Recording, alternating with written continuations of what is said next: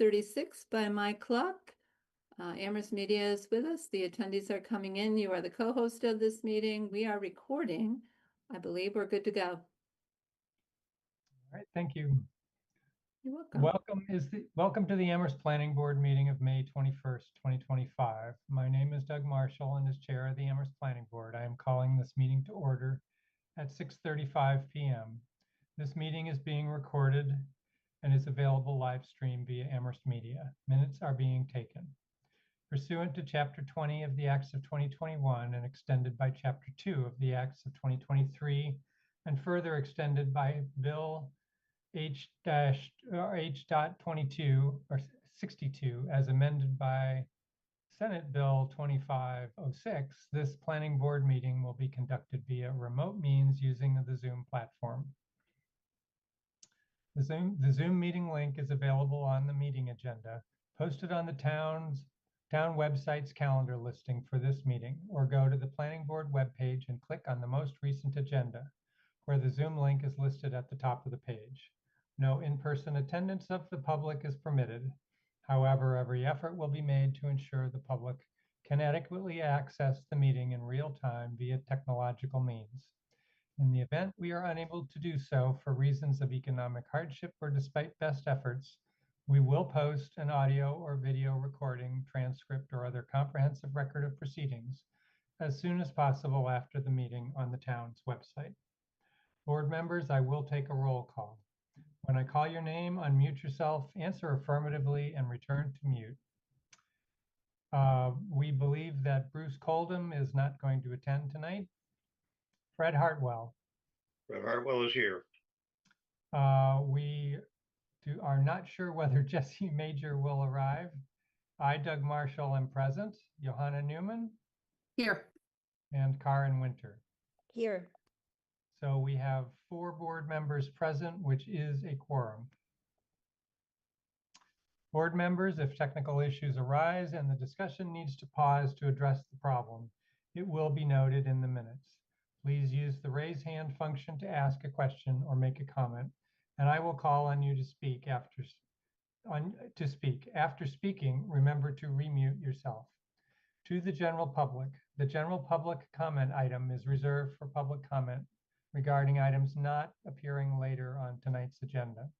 Please be aware the board will not respond to comments during general public comment period. Public comment may also be heard at other times during the meeting when deemed appropriate by the planning board chair. Please indicate you wish to make a comment by clicking the raise hand button when public comment is solicited. If you have joined the Zoom meeting using a telephone, please indicate you wish to make a comment by pressing *9 on your phone. When called on, please identify yourself by stating your full name and address and put yourself back into mute when finished speaking. Residents can express their views for up to 3 minutes or at the discretion of the planning board chair. If a speaker does not comply with these guidelines or exceeds their allotted time, their participation may be discontinued from the meeting. Okay, we have 2 sets of minutes for the first item on our agenda. Tonight, we have a much delayed set of minutes from July 1st of 2020. I believe these were discovered when Chris was cleaning out her desk, Chris Brestrup. So I seem to be the only member of the current board who was at that meeting. And as far as I'm concerned, they look fine. Do any other board members have comments on those minutes? All right, why don't we go ahead and do a quick roll call just to formally accept them. Starting with you, Fred. Mr. Marshall, do we have a motion and a second? Oh, okay. Well, I will so move. All right, Karen, you got your hand up first. You know, this is March. On that in the discussion. I'm sorry, we lost your audio. Go ahead. Can you hear me? Yeah, when you face the screen. Okay. Can you hear me now? Yes. Okay. So the March, are you talking about the March 5th? The March 5th No. No, I'm talking about the July Okay, 1st, sorry. 2020. Okay, forget it, and I agree. I'm second or whatever. Okay. So Fred made a motion and Karen made the second. Okay. All Got right, now we have the motion. Now we can have the vote. All right, starting with you, Fred, Aye. and Johanna, Aye.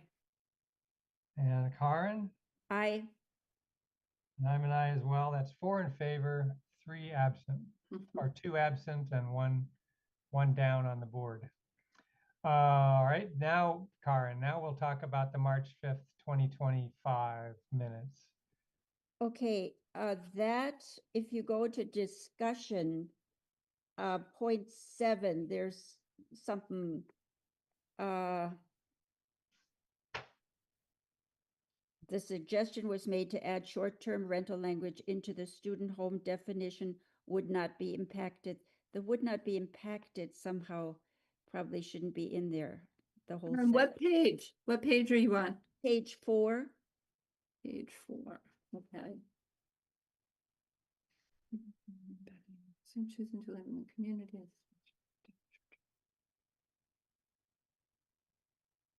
Okay, just somehow just strike it. add those 4 words and get rid of them. Yeah, Yep. otherwise it's fine. Thank you.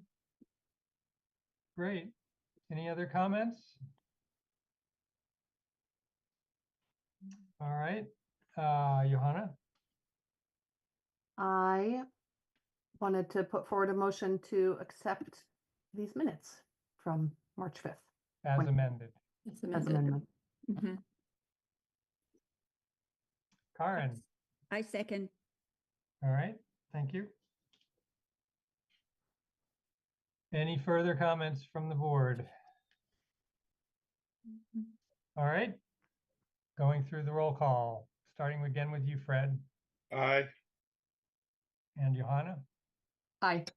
Karen, I, I'm an aye as well. That's 4 in favor, 2 absent. All right. Time is 6:42. We'll go to public comment. As I stated before, this is the point for people to make comments about topics not appearing later on the agenda. I also introduced this topic by reading the names of the public who I can see as attending. So while I do this, if anyone wants to make a public comment, now is the time to raise your hand. We have attending Greg Richane, Judy Barrett, Maura Keene, Pamela Rooney, Paul Zagaski, just plain old Rob, Sarah Barr, Tom Reedy, and Tony Duong. All right, so I don't see any hands raised yet. I'll wait a few more moments for someone to raise their hand if they'd like to make a comment.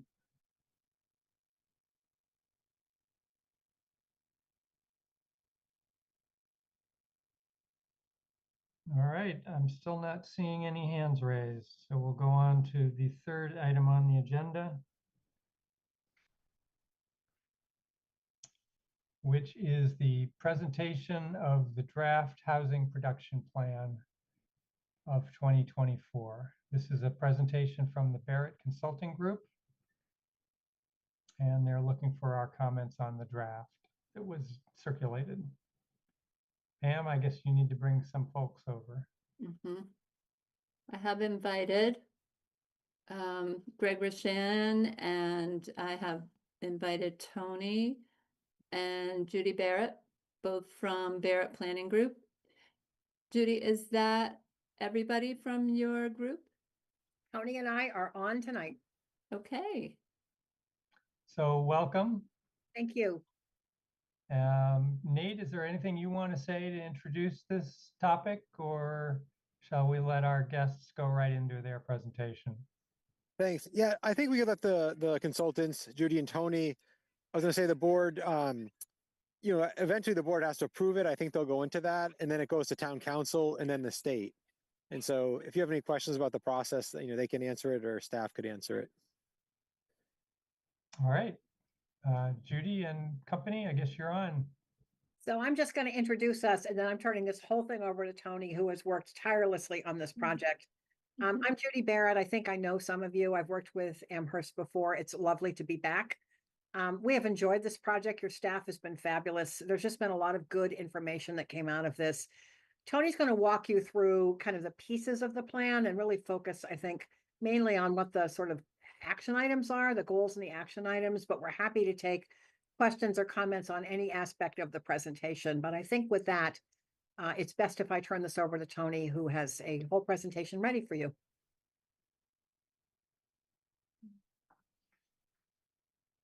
Tony, you are muted. Thank you, Judy. I would like to share my screen now. All right. Yes.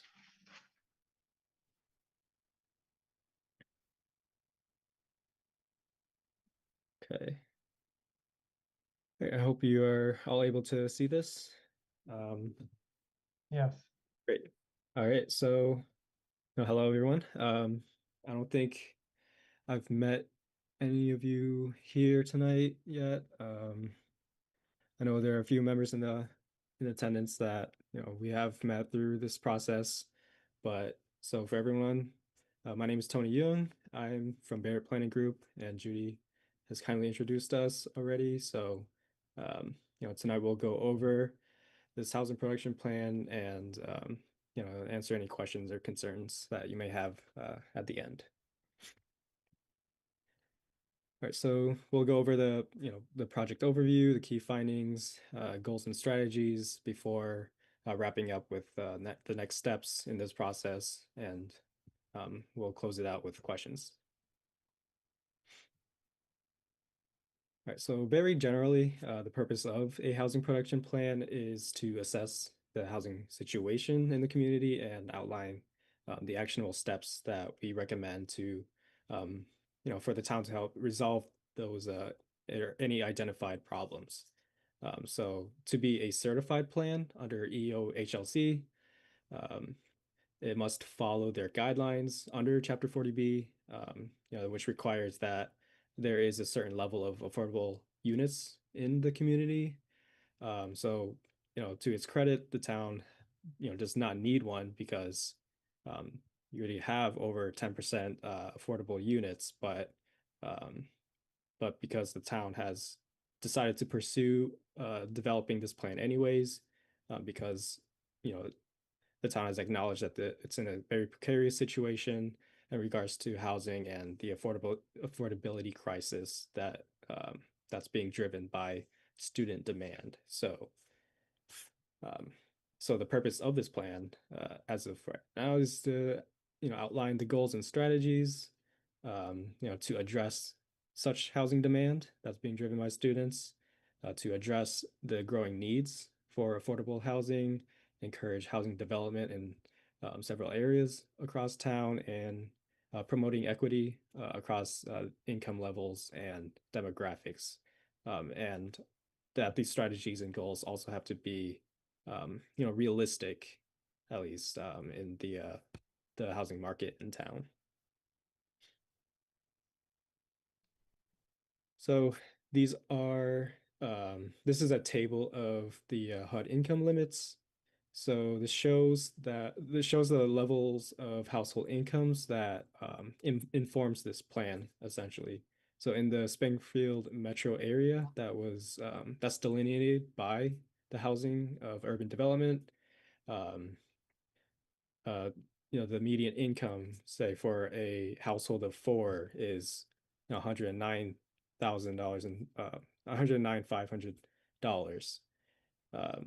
And for a household of 2, the 30, if they're at 30% AMI, their household income would be $26,300, for instance. So the HUD's definition of affordable units are those that are income restricted to households at or below the 80% AMI. So that's the row that's highlighted orange at the bottom. But this plan does aim to create housing opportunities, for all income levels, and not just those that are defined as affordable by HUD. Right, so, the plan seeks to answer, what, is the problem exactly in town, and what is causing or contributing to it. What options that the town can, put together to address these problems, which of these solutions would be the most effective, what resources would be needed for these strategies, and what barriers are standing in the way and how the town can overcome them. And so this plan is organized into three distinct components: the housing needs assessment, the housing goals, and implementation strategies that each sort of answers the general questions of, where are we, where do we want to be, and how do we get there? And so this is sort of visualizing the series of community engagement outreach efforts that we have done in the past year, beginning in August of 2024. We set out to conduct these events to open opportunities for residents and members of the public to ask questions and share their concerns, ideas, and that ultimately help shape this plan. So we are incredibly grateful to everyone who has participated in this past year. And following that, this is just a list of exactly when we had held these events. So we have now entered the public comment period in the bottom right. So this draft plan is currently posted on the town's website and available to the public to read and submit any feedback. And so we're hoping to receive them all by June 1st before we close it, before moving forward. All right, so now we'll get into a few compelling data points that sort of confirm some of the housing issues that we've been hearing, but also shedding light onto others as well. So, a lot of this is going to sound familiar, but I just want to share just a few numbers that paint, a very, very specific picture, that pertain to these concerns. So, with housing or household trends, we know that household sizes are shrinking. So with a growing number of 1 and 2 person households in the past 20 years, as well as that there are, more, people living alone, and that the number of family households are falling. And this has been, an issue that's been, that's the residents have been expressing for a while, and it is likely to continue as those who we have surveyed, 25% of families say that they are likely to move out of Amherst in the next 5 years. So next, the population of off-campus students are rising. So the latest data shows that there are over 9,000 UMass students living in Amherst off campus, and over 1,600 living in neighboring towns, which include Sunderland, Hadley, Belchertown, Leverett, and Shutesbury. And we estimate that an additional 7,000 UMass students live even further away, so outside of Amherst, outside of these neighboring towns. So UMass has provided this data with us. So, and unfortunately, they only have this information going back to 2022, which was post-COVID. So it may seem like the increasing number of off-campus students are due to students returning to in-person learning, but based on data from previous studies 10 years ago, and the off-campus student population had always been rising, and just confirming what we've also been hearing across town.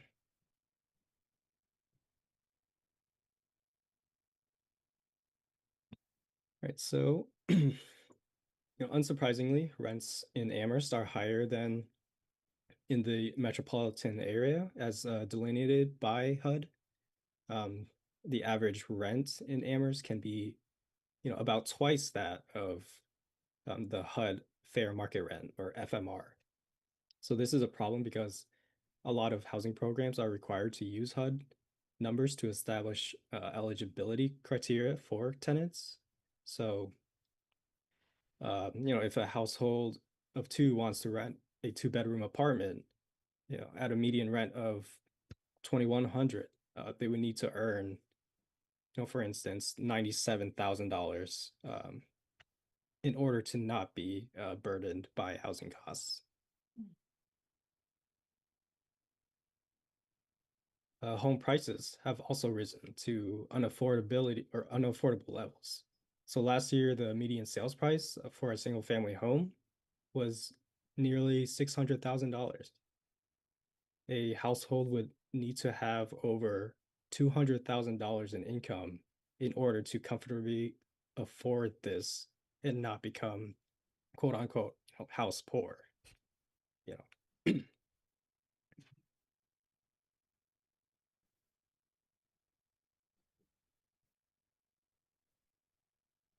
And so this table shows the number of households that are cost burdened by their income levels. So cost burden meaning a certain percentage of their income being spent on housing related costs.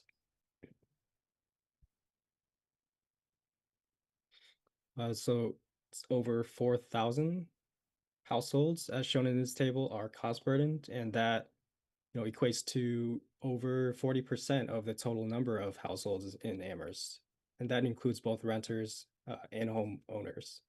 And this number also includes off-campus students as well, but we estimate that they count for approximately 1,000 to 1,500 of this total. So still a substantially large number of households that are very cost burdened and struggling to pay for housing.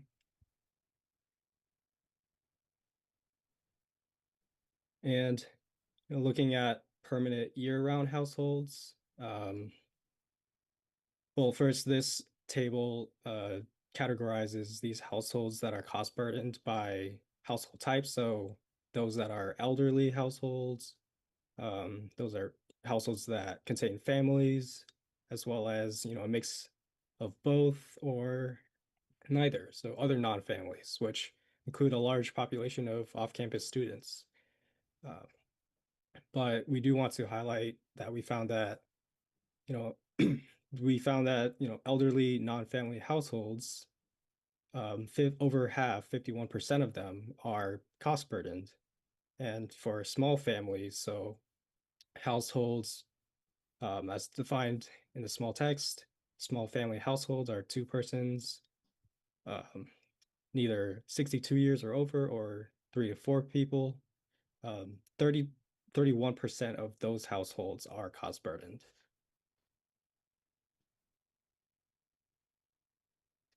So what can the town do to address these issues?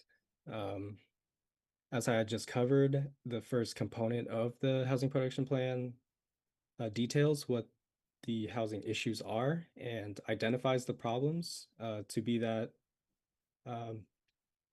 there are impediments to opportunities to housing choice, that there is a shortage of affordable housing options, that there's a limited public and financial capacity, and that demographics are shifting. So we then propose broad and overarching goals to help address these problems and propose more specific objectives or strategies that would help the town make progress toward these goals. Some of these goals and strategies must align with a state criteria, but we also recommend strategies that go beyond what they simply require.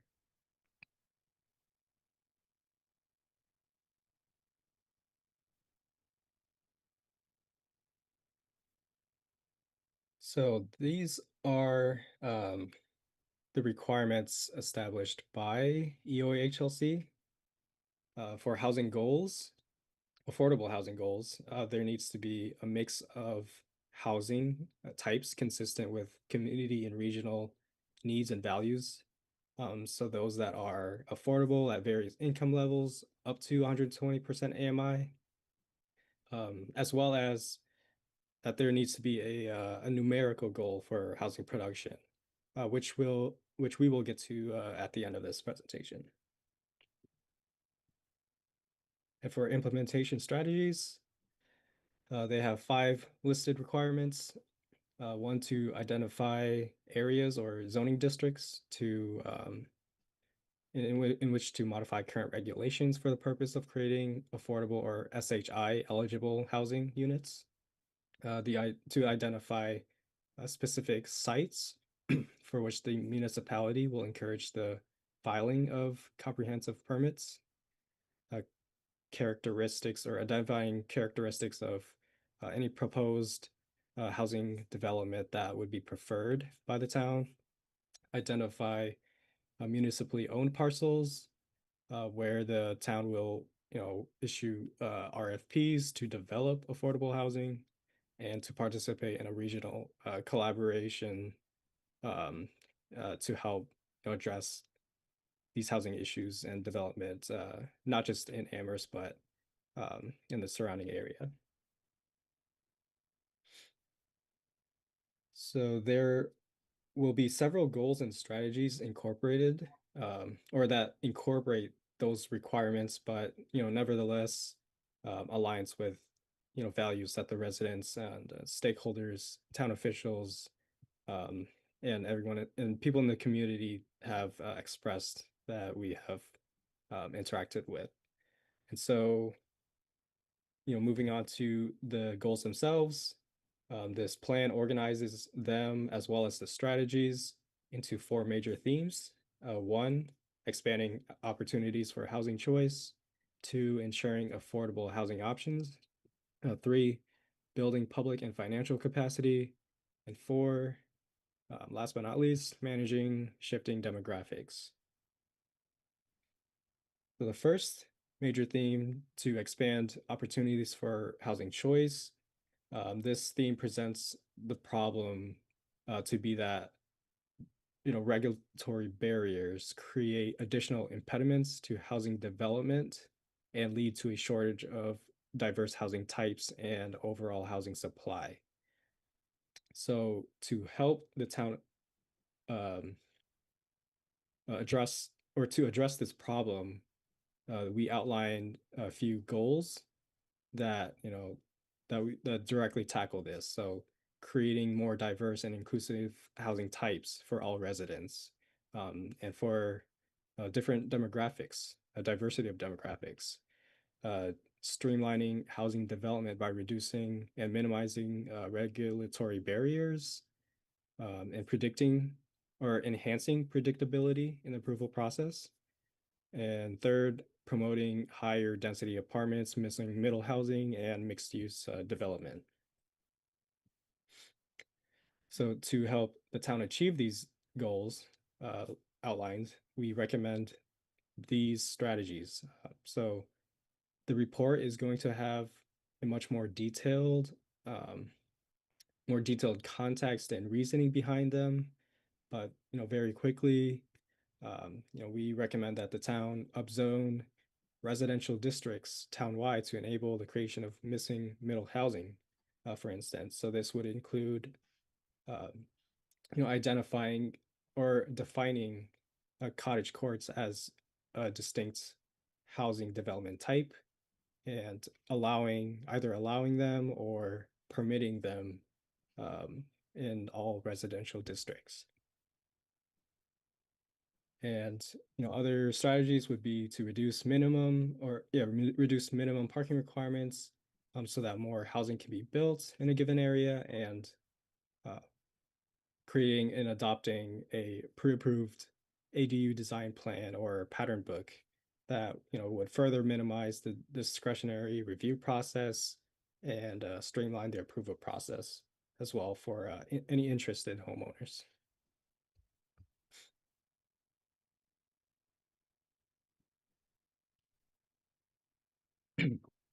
So, excuse me. So the second theme is ensuring affordable housing options.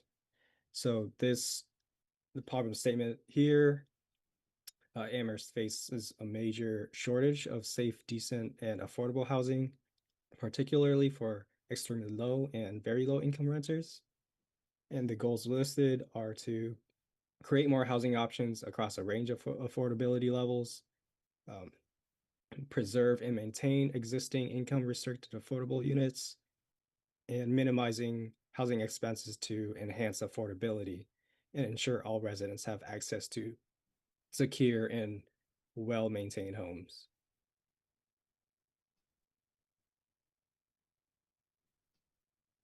And the strategies that we recommend for this, we propose that the town amends the inclusionary zoning bylaw to encourage more low and middle income units, and to strengthen land trusts to preserve and create affordable home ownership opportunities, among other strategies here as well.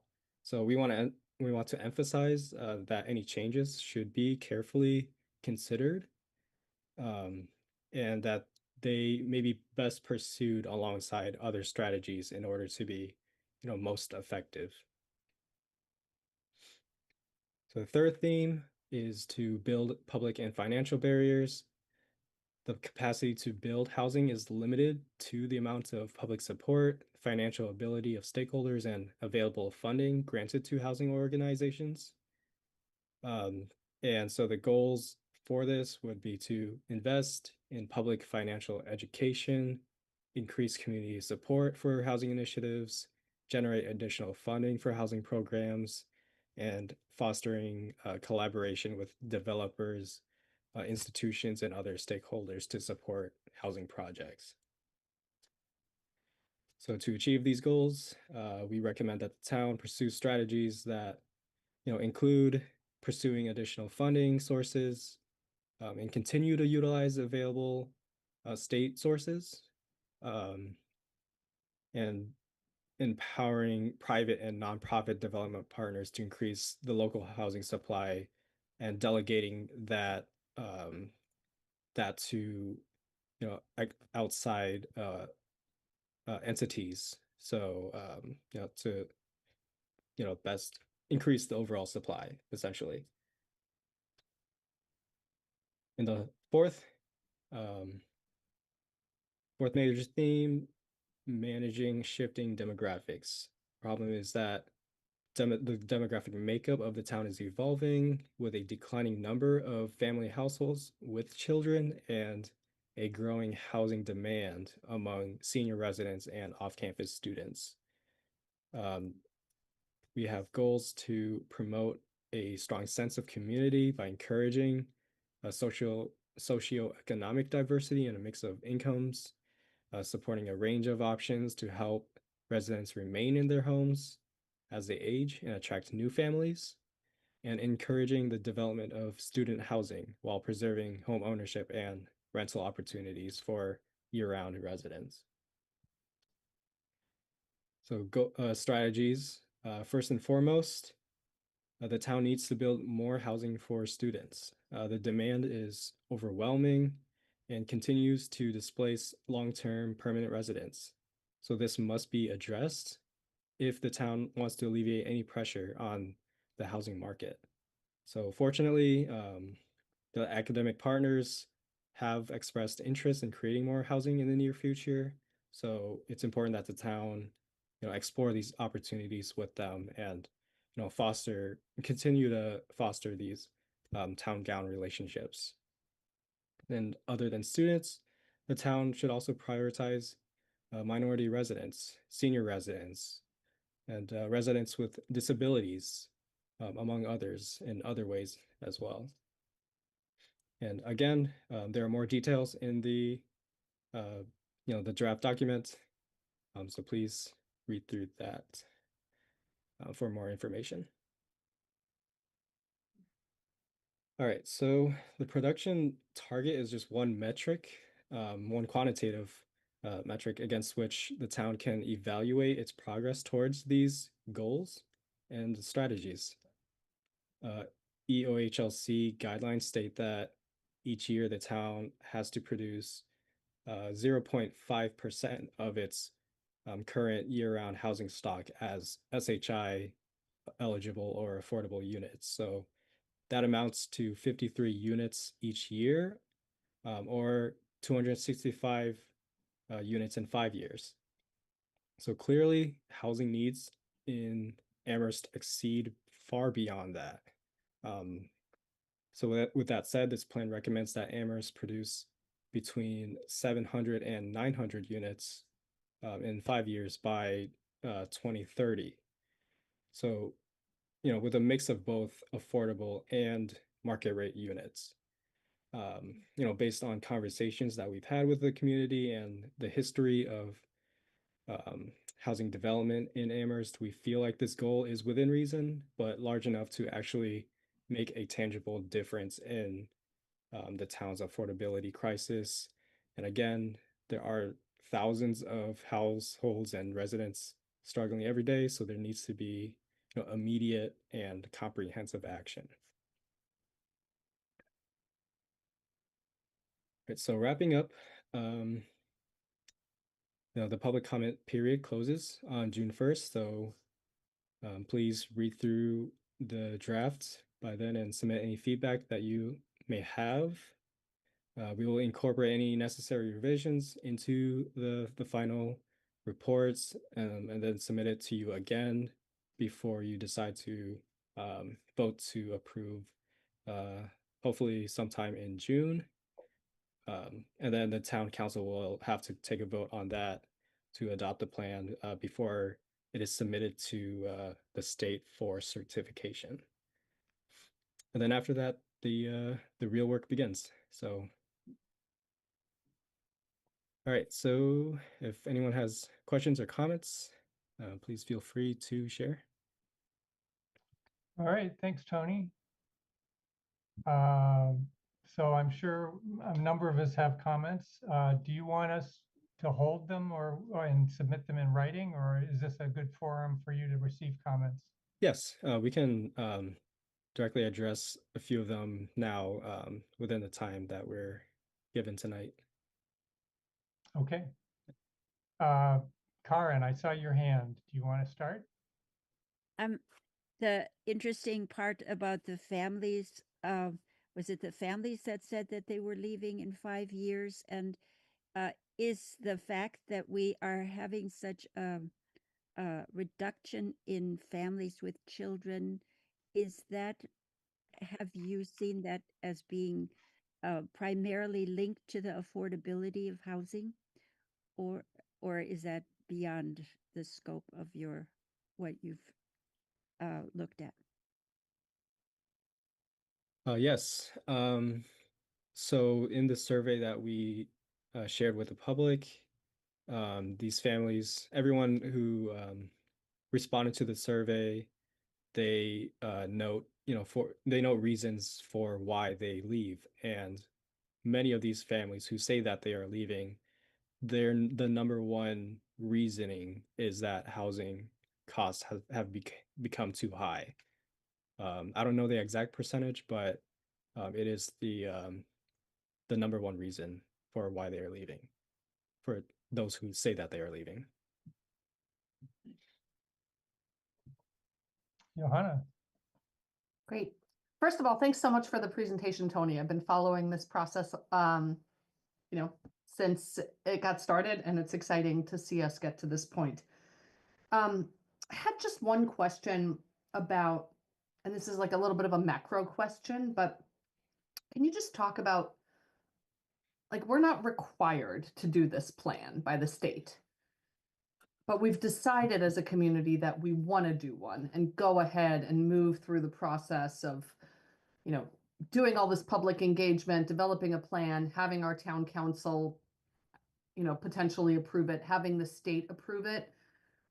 What's the idea behind all of that? Is it to give a market signal, or to just like indicate that, you know, the town has done its due diligence and this is our intention and that it has the potential to, I don't know, like remove hurdles to implementing some of the recommendations? Can you just provide a little bit of context about like why this is a useful exercise to go through? Because I don't think it's binding, but correct me if I'm wrong on that. Yeah, no, you're totally correct. I wonder if this is a better question for Greg or Nate to answer.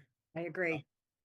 I agree because it started with the town, not us. So I think that the town actually, to your credit, jumped in to do this. But I think the sort of rationale behind it, the Hmm. staff were going to be in a better position to answer than we can be. All right, Nate.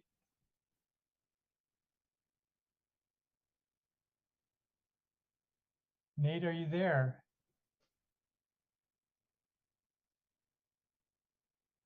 Yeah, I'm here. Can everyone hear me? Yes, Yep. we can hear you Yes. now. Sure, thanks. Yeah, so the previous housing production plan was done in 2013. And then we had a comprehensive housing market study done in 2015 that looked at kind of the general market, whether or not it's affordable.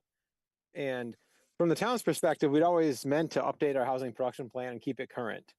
And it just kind of fell out of date. I think what we like about it is the focus on affordability in this plan, because we're at safe harbor. We've asked for a little bit more in terms of kind of needs assessment and strategies, but I think the state has a framework for it, and we find it to be very useful to look at what our, the housing characteristics are in town, the housing needs, and then strategies on how to achieve, different goals. And so, it's nice to have Judy and outside consultants provide their expertise and their knowledge to provide, give the town. So, that's kind of the impetus of it. Really, is not that we're required to do everything in the plan, but it lays a really nice framework for the planning board, the housing trust, and others to incorporate into other policies and zoning updates and everything for the next 5 years. So that's the reason why we did it. So Nate, seeing that Johanna doesn't have a follow-up, there's some relatively specific things in here, like upzoning all the residential districts to allow the missing middle to happen. So if we endorse it and town council endorses it, does that imply we're going to go ahead and make that zoning change? Yeah, I think what it means is that staff and the planning board and others can, explore that. So what is, they don't specify a density figure or, certain housing types or typology. So, that's something to consider. Right now, there's single family homes, duplexes, and then it's basically apartments and townhouses by special permit.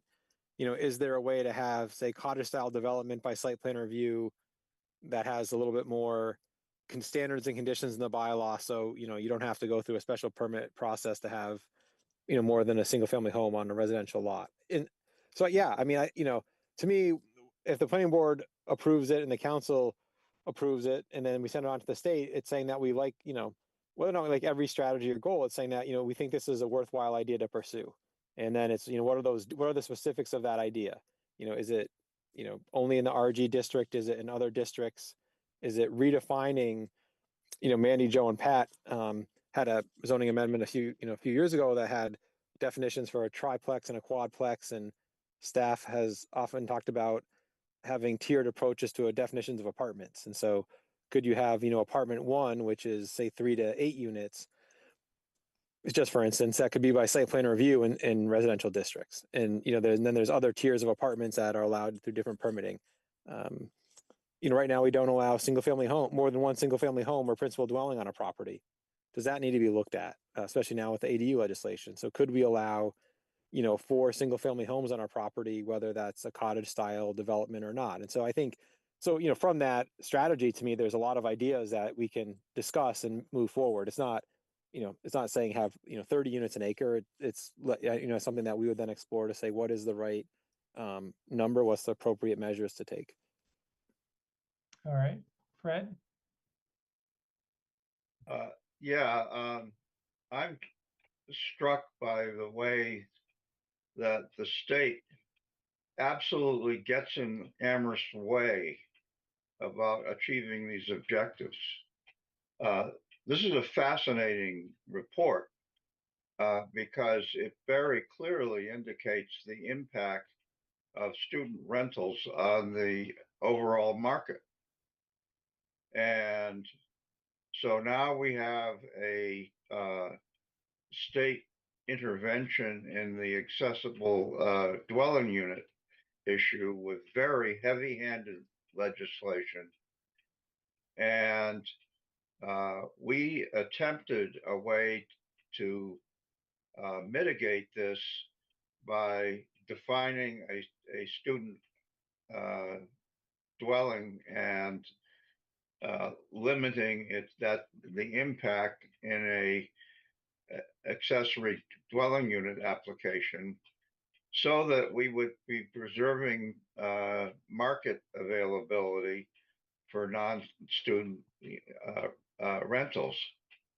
And Nate took this to the state, the relevant folks in the state, and they indicated, nope, that's against the law. You can't do it. So in lots of ways, the state is very, perhaps unknowingly, but absolutely making it impossible for Amherst to have the impact that it wants to have here. All right. Thank you. Karen? Yeah, I think one thing I would like to ask the consultants, I agree with Fred. It seems that the factor of this overwhelming amount of student housing needs that we have is a driving force in having so many people then competing for houses, and students can team together and rents go up, and out of state investors come in and build, expensive apartments, which students then can rent. It occurs to me that one strategy, rather than, I agree with all the things that you've proposed, but one strategy would be to really concentrate on building massive amounts of affordable student houses so that that demographic is not interfering with the housing of the rest of the population, because it's true that everybody is getting sort of priced out of the market. So, and students themselves are they're sort of hostage. They have to pay to find a place, so they team up together. If we concentrated heavily on really building student housing that's affordable, and I always wonder, why can't we find a way, why can't architects come up with a way of building very simple student housing? Students don't necessarily need big apartments. Is that something that you've looked at? Because I think that that would go a long way to making Amherst then have housing opportunities for the diverse population that we're all trying to keep here. Sure. So we can't exactly speak on, the perspective of the developers as far as, how expensive, um, construction and development is for them. So we do know that the cost of construction is increasing to levels where it's very difficult for them to build, housing that is, we considered or relatively affordable to students, you know. But as far as, looking at, specific areas for building large, apartment complexes for students, um, yes, that's something we've looked into. We haven't exactly um, identified any specific or confirmed any specific lots in a way that, um, whereas this plan more so looks at like a high level suggestions and strategies as far rather than, very specific parcels or areas in town that we want a very specific type of housing. That's more so like that's more on the town's side to decide where they want to place, these types of housing. But we just make general or more like higher level recommendations for where we think or how we think development should be, I guess, placed, or like ways that we can enable that essentially. All right. Thank you, but I think that's something that we as a planning board, when we adopt this, and I think it's a wonderful plan, and thank you for presenting it so well. But I think we should really also consider the fact that if we had this really address primarily this one big gigantic problem, that we would address all the problems. Yes, thank you. I guess I'll ask a couple of things. You mentioned that there were probably 7,000 students who live outside your study area. And so is it reasonable to think that this problem wouldn't be solved in Amherst until there were another 7,000 units built somewhere in the study area? Well, so yes, there are 7,000 students living. We don't know exactly where, but we don't have numbers to show exactly which towns. Like if they could be in the Springfield metro area. They could be, fully remote students on the other side of the state. It's hard to know. So your number includes fully remote students from UMass? Uh, I we know would presume that, yes, because we look at the total enrollment numbers, and we look at how many students that they have information for that lives in these specific towns. We don't have information on students that live elsewhere, so we say that these students live outside of Amherst and these neighboring towns. Okay. Kind of a small one, but when you got to sort of problem number 3, which I think you called something like building public and financial barriers. Why isn't it titled something like tearing down barriers? Because it just seems like you're talking about building up barriers. Sorry, this is just a typo. I think it's phrased something else in the actual plan, but on this slide, this is just a typo. I believe it's building public and financial capacity rather than barriers. Okay, well, it appeared in multiple slides Okay. for this presentation. Apologize for that confusion.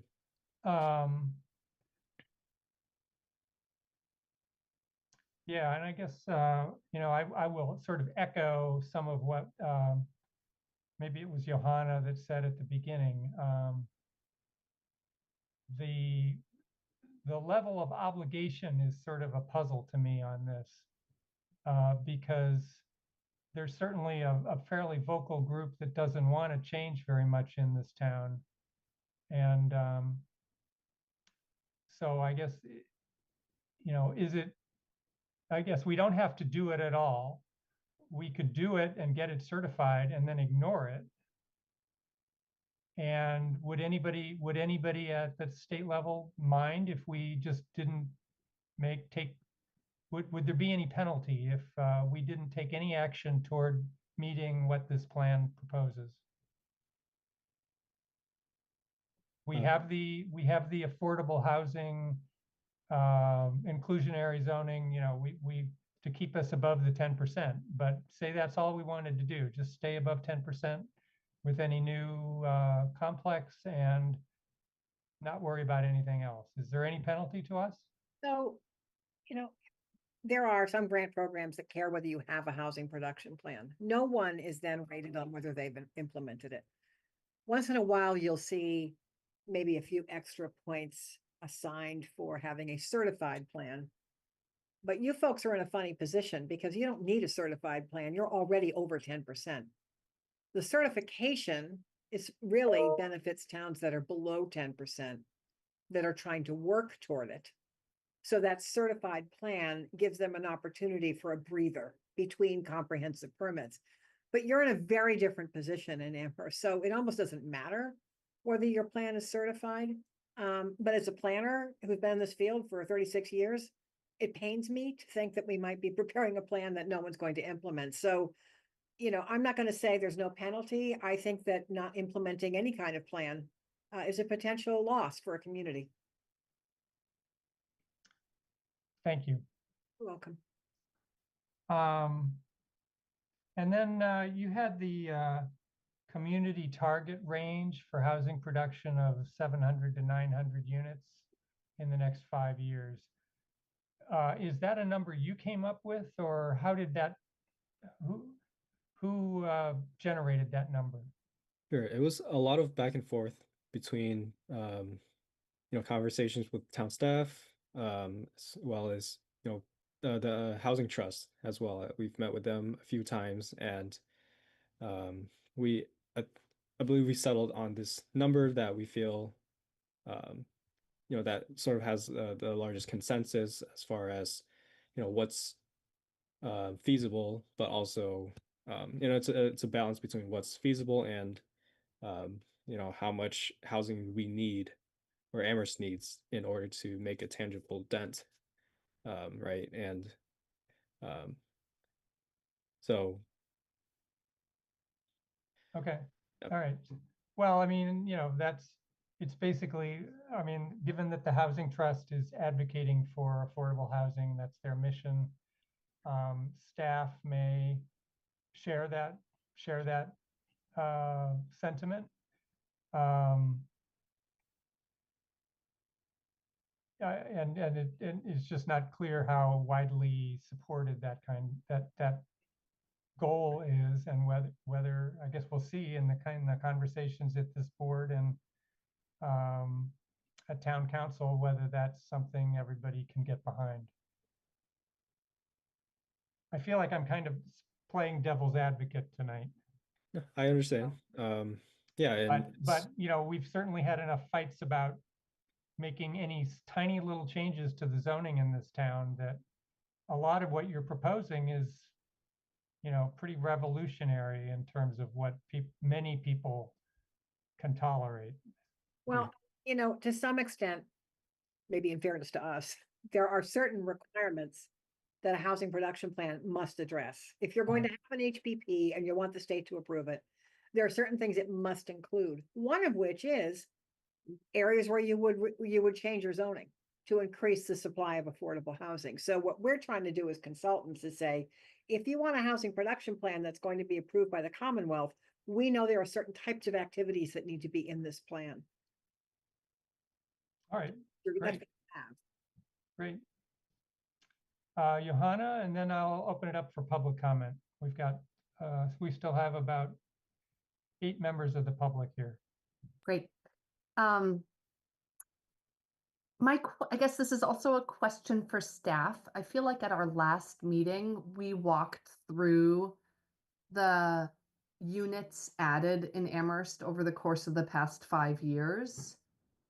And I was just wondering if anybody had those numbers at their fingertips to see whether getting to 700 to 900 by 2030 would be kind of a dramatic increase in the slope of our housing production, let's say the past 3 to 5 years, or whether it would be a continuation of it, or whether it would, potentially even be a decrease.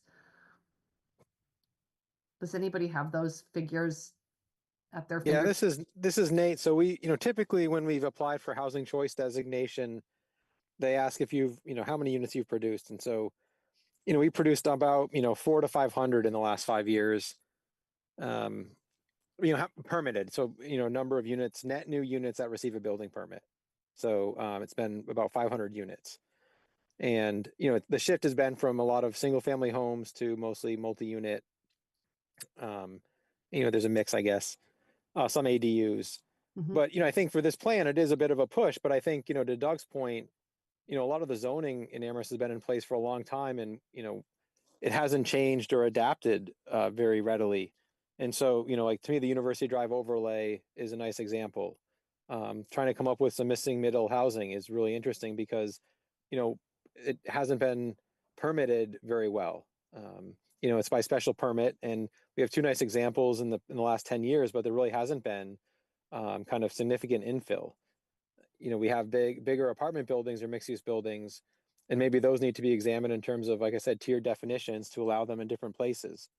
Do we change our zoning districts on the ground to say, okay, if these are areas where we want, certain housing or density or more, built up village centers, how do we get there?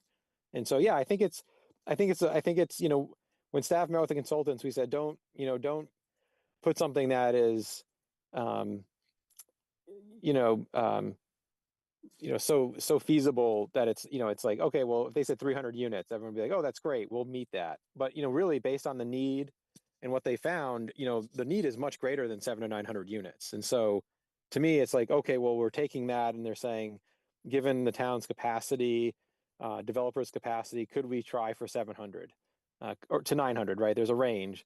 And I think it's going to require zoning changes. It's going to require, some creative ideas, maybe more work with developers to try to get different kinds of housing. I think the student piece is really big. So where do we want student housing? We can have that conversation too. So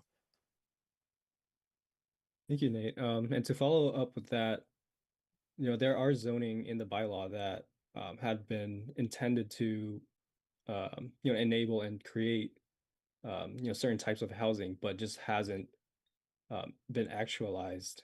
And so, and not created the amount that was intended. So a lot of these strategies sort of aim to tweak maybe some of the language or even revise them uh, to an extent to which it will actually enable and facilitate the creation of more units that it may have originally been intended for, if not more. So All right. Two small things I wanted to mention. One is there was a number of mentions of the cottage style housing as sort of the missing middle. And I guess to me, the cottage style is not exactly the missing middle, or maybe it is, but it's just one permutation of it. So I felt like there was too much emphasis on cottage style and not on the sure. wider breadth of missing middle.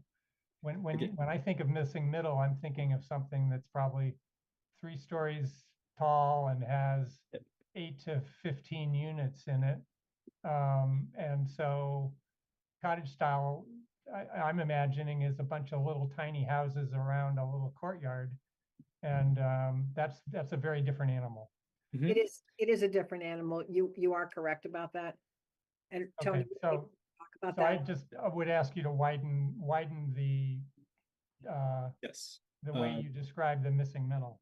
And Cottage then the court is second sort of thing was, and again, I'm sort of playing devil's advocate here, but one of the ways in which regulatory barriers have discouraged housing is the increasing stringency, I'll say, of the residential building code to require higher and higher energy performance. So build, and not to mention that, any housing with more than, I don't know, maybe 3 units has to have sprinklers in it. So I think there are a number of regulatory requirements that the Commonwealth has adopted that are have increased the cost of housing and discouraged its production. And we don't have control over most of those, but we do have control over the stretch energy code. And have you ever included in your recommendations consideration of dropping the stretch energy code and going back to the regular, plain old vanilla energy building code? Sure. I do want to respond to your first comment. So the strategy for missing middle housing, it does include housing units or housing types to include cottage courts, but also up to four family quadplexes as Okay, well in great, the strategy. great. That's more detailed in the draft report. Okay. As far as the stretch code, we did not we did acknowledge that it, has or does increase the cost of construction. But we did not consider to remove or Right. downgrade to a lower building code. Right, I'm sure that's not a very popular thing to suggest. But, okay, all right. So a minute ago, I had suggested we might take public comment at this point. So we have 8 attendees still, and does anyone want to make a public comment? I know I can see we have a few members of the public who are not here for the next topic on the agenda.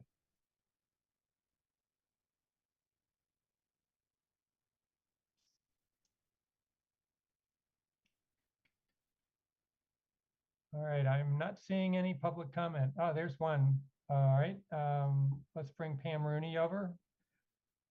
Pam, if you can remind us of your street address when you introduce yourself. Sure. Pam Rooney, 42 Cottage Street. I really appreciated hearing the presentation. This is taking a lot of work to formulate these numbers, and the data in this town is very elusive. So I appreciate the hard work that went into it. I was taken Pam? aback. Pam, Yeah, are you speaking as a counselor or as a No. person? no, I'm Okay, speaking as somebody who attends too many planning board meetings. So can I keep going? certainly. Okay. I appreciated the numbers. I was taken aback by the number 4, which was the changing demographics, and that the number 1 item was that, and in Tony's words, his first words out of his mouth practically were, "There's a housing crisis driven by student demand." And then in number 4, it says the first strategy is to build, for the town to build more student housing. And I want to strongly state that it is not the town's responsibility to provide that much housing for that population. It's almost insatiable, because students would want, by choice, to be closer to the university. And we cannot afford to house them all. I would like the first item to be build more housing for workforce, that's somewhere between 80 and 120 range, AMI range. So when I look at the numbers that you gave for the EOHLC that targeted 265 units over the next 5 years, I heard your response and Nate's response that the demand is even higher than the 700 to 900, but that is 2 to 3 times more than most communities are sort of responsible for. And I feel strongly that we should try to target the 265 units. But my gut feeling is that the remaining 700 to 900 units is primarily because of the student demand. So I'd be happy to write my comments down, but I appreciate this. The numbers are really tough to track. Thank you. Yep. Thank you, Pam. Yeah, to respond to you, so the strategy to build more student housing, maybe I didn't communicate it well, but we're not suggesting that, the town, builds more student housing as their responsibility, but to support the development of more student housing. Okay, I thought that was your word, though. You did say the town should build more student housing. I apologize then. But we recommend that the town would support or facilitate the development of more student housing. And as far as the production targets, so 700 to 900, yes, a lot of that demand is driven by students, but we also found that, there are there are approximately 2,000 households, non-student households, that are severely cost burdened. So over 50%, they're spending over 50% of their income on housing, and that doesn't include the number of, just generally like cost burdened households as well, which are not as severely burdened, but still spend more than that would be considered comfortable on housing costs. So that number does consider the thousands of non-student households as well too, that are struggling to pay for housing. Thank you. Thank you, Pam. All right, Janet Keller, let's bring her over. I don't see Janet Keller. Well, Oh, there she is. Okay, found her. oh, yeah, she's there. I found her. Hey, Janet. You can unmute yourself. There you go. Can you hear me? Yes, Yeah. thank you. Sure. Thank you. The first thing I wanted to say is I would be very sad if we ditch energy targets. And that would be because I would not want to lose the lifetime health and affordability benefits of of spending the money up front and then saving the money after in the ensuing years, and being healthier in your own house and in the neighborhood. And the only other thing I wanted to say was that I think the colleges should be more responsible for building of housing and providing housing for their students as a general proposition. Thank you. All right, thank you, Janet. I don't see any other hands from the public. Any comments from the board? So you're looking for comments from everybody by June 1st. I guess another 10 days. And then you'll wrap up this report. Nate, will this come back to the planning board at all for a vote after sometime in June or July? Yeah, we're hoping in June that it could come back to the board. So, they've already made some revisions to the draft that there's, one draft and then another draft that was sent out, and then there'll be a final version that incorporates any comments received by June 1st. And so the idea would to, get it back if in time for the 4th, but likely the 18th of June for a vote. I think most of the plan will probably remain the same, right? Depending on the comments, there might be some tweaks to things even based on comments tonight, but the framework and the needs assessment and a lot of the things that are there, probably remain the same. Maybe there's, like some modifications, like you said, Doug, say to like what missing middle housing types could be. But that, for instance, to me, that's not going to change that strategy other than maybe Right. clarifying it or expanding it a bit. And so those are the types of comments that'll probably be incorporated and then brought back. All right.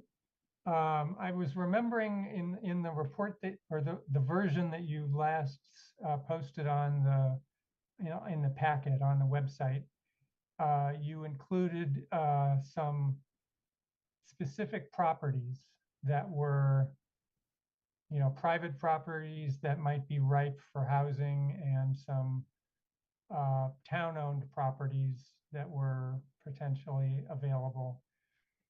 I was, first of all, it wasn't a very long list of properties, and I'm just puzzled. I was just curious how you identified those. I mean, in many cases, I think one was a fairly large parcel that Amherst College owns, and one was the Lutheran Church north of UMass. Just how did you pick those two?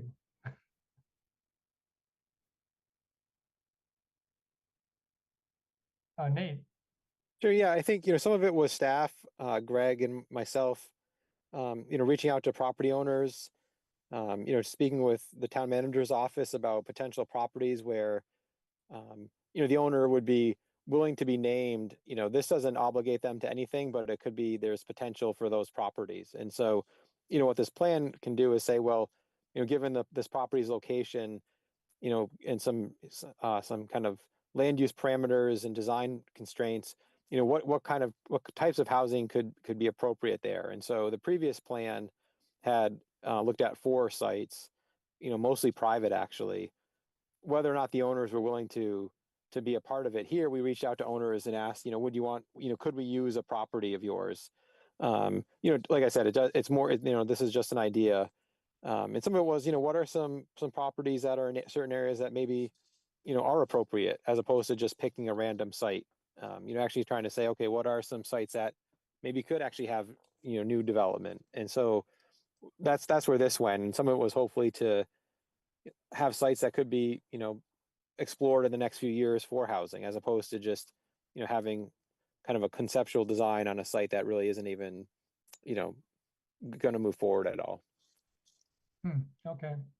I guess I was just surprised by that, because I've envisioned that at some point, not too far in the distant future, most of the potential for larger development of housing might be from consolidation of smaller parcels into a larger parcel, so that because there's so much land that's already protected from development in town that there's not a lot of undeveloped land that's available to be developed. Right. Maybe I'm not right about that. Okay, so Judy and Tony, I hope this was a fruitful conversation for you. Thank you for coming. It was a nice report to read, and very comprehensive and legible. And I guess we'll see what comments you get in the next 10 days. Thank you so much. Yes, thank you. All right. So the time is 7:52. We generally take a break around 8 o'clock, and so I'm thinking this would be a good chance to do that. If you can, members of the board and staff, if you can mute yourself, turn off your camera, and when you come back, at least turn on your camera to let us know you're back. Come back at maybe 7:58. Thank you.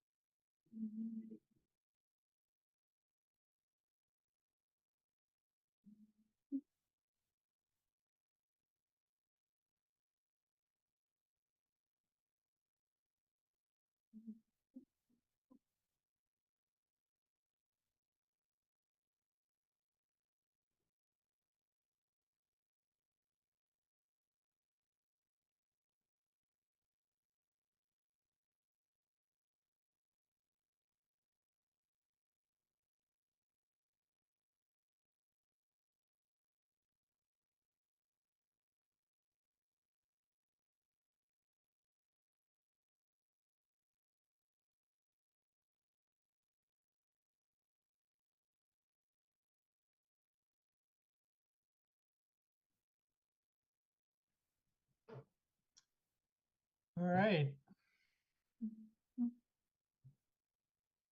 Time is 7:58. If you are back at your camera, please turn on your video.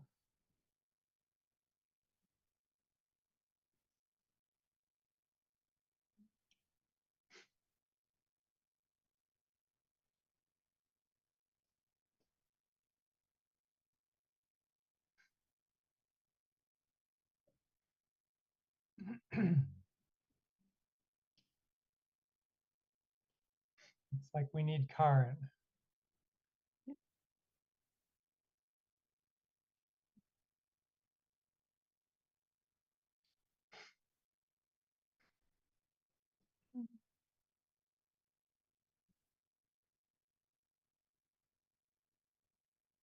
Yes, Johanna? I was just going to say, can we assume that she's here, given that she's on the Zoom, and get started, or no? I don't know. I Okay. think I'd rather not. Just that we.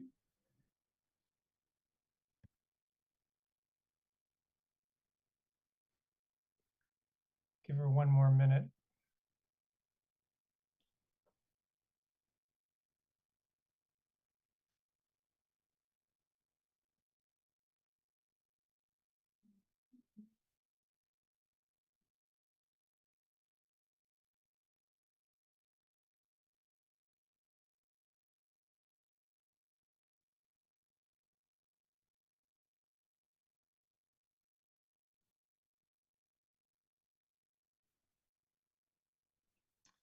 All right, I have 8 o'clock. Oh, Just sent Karen a text, so maybe she'll okay. respond.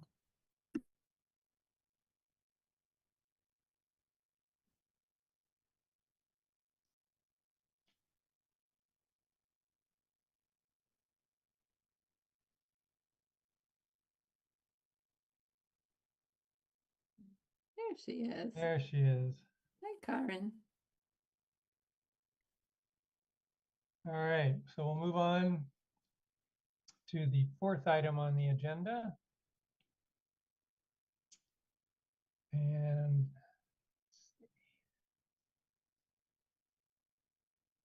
okay. So this is not a public hearing, but at least in the agenda, it's identified as a public meeting.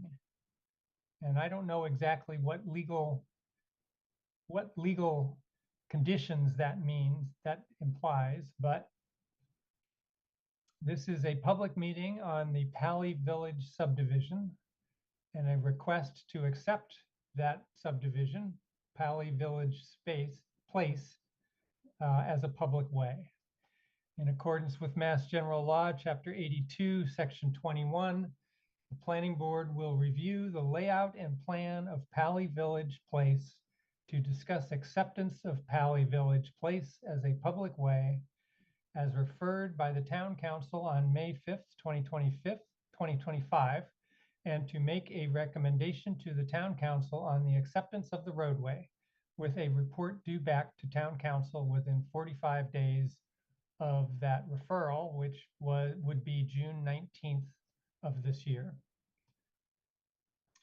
So with that, I will welcome Tom Reedy to the meeting,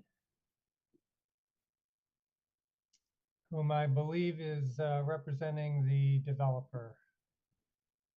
Hello, Tom. Hello, Mr. Chair. For the record, Tom Reedy, attorney with Bacon Wilson out of Amherst, here on behalf of Gordy Pally, who created Pally Village. And we had, this is a subdivision approved, I think, in 2004. And Gordy has been working for the past several years to, with Jason Skeels, Guilford Mooring, to get the roadway up to a place where the town would accept it. And now we're obviously at a place where it's in front of the planning board. I don't know that Pam, I don't know if you want to show the subdivision roadway. I think some folks had a site visit. I know there were some questions about, was there a punch list? And there was back in June of 2020. And Gordy complied with it. I don't know if you got sign off from Jason. And then there was also a question about a homeowners association, and there is one, and there is a declaration of restriction, which does require the homeowners association to maintain the, what do they call it, common areas, including maintaining the drainage structures located on the common area and maintaining the detention basin located on lot number 7, maintain the picnic area and walking trails located within the common area. So what you see on your screen here is Pally Village.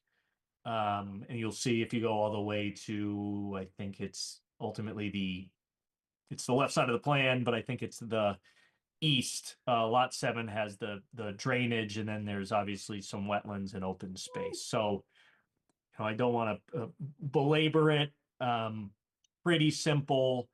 And I think, you know, we'd ask for a recommendation to town council to adopt it as a public way. But if there's certain things that need to be done ahead of that, we're happy to have that conversation. All right, thanks, Tom. Sure. I know Bruce and I had a site visit with Chris Brestrup. I believe, Nate, you conducted a site visit with a couple of other board members.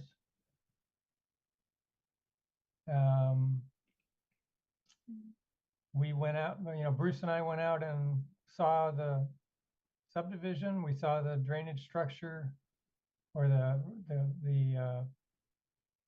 retention basin, and saw the condition of the road. It's obviously not new, but it wasn't in horrible shape. Fred? Yeah, I intended to attend the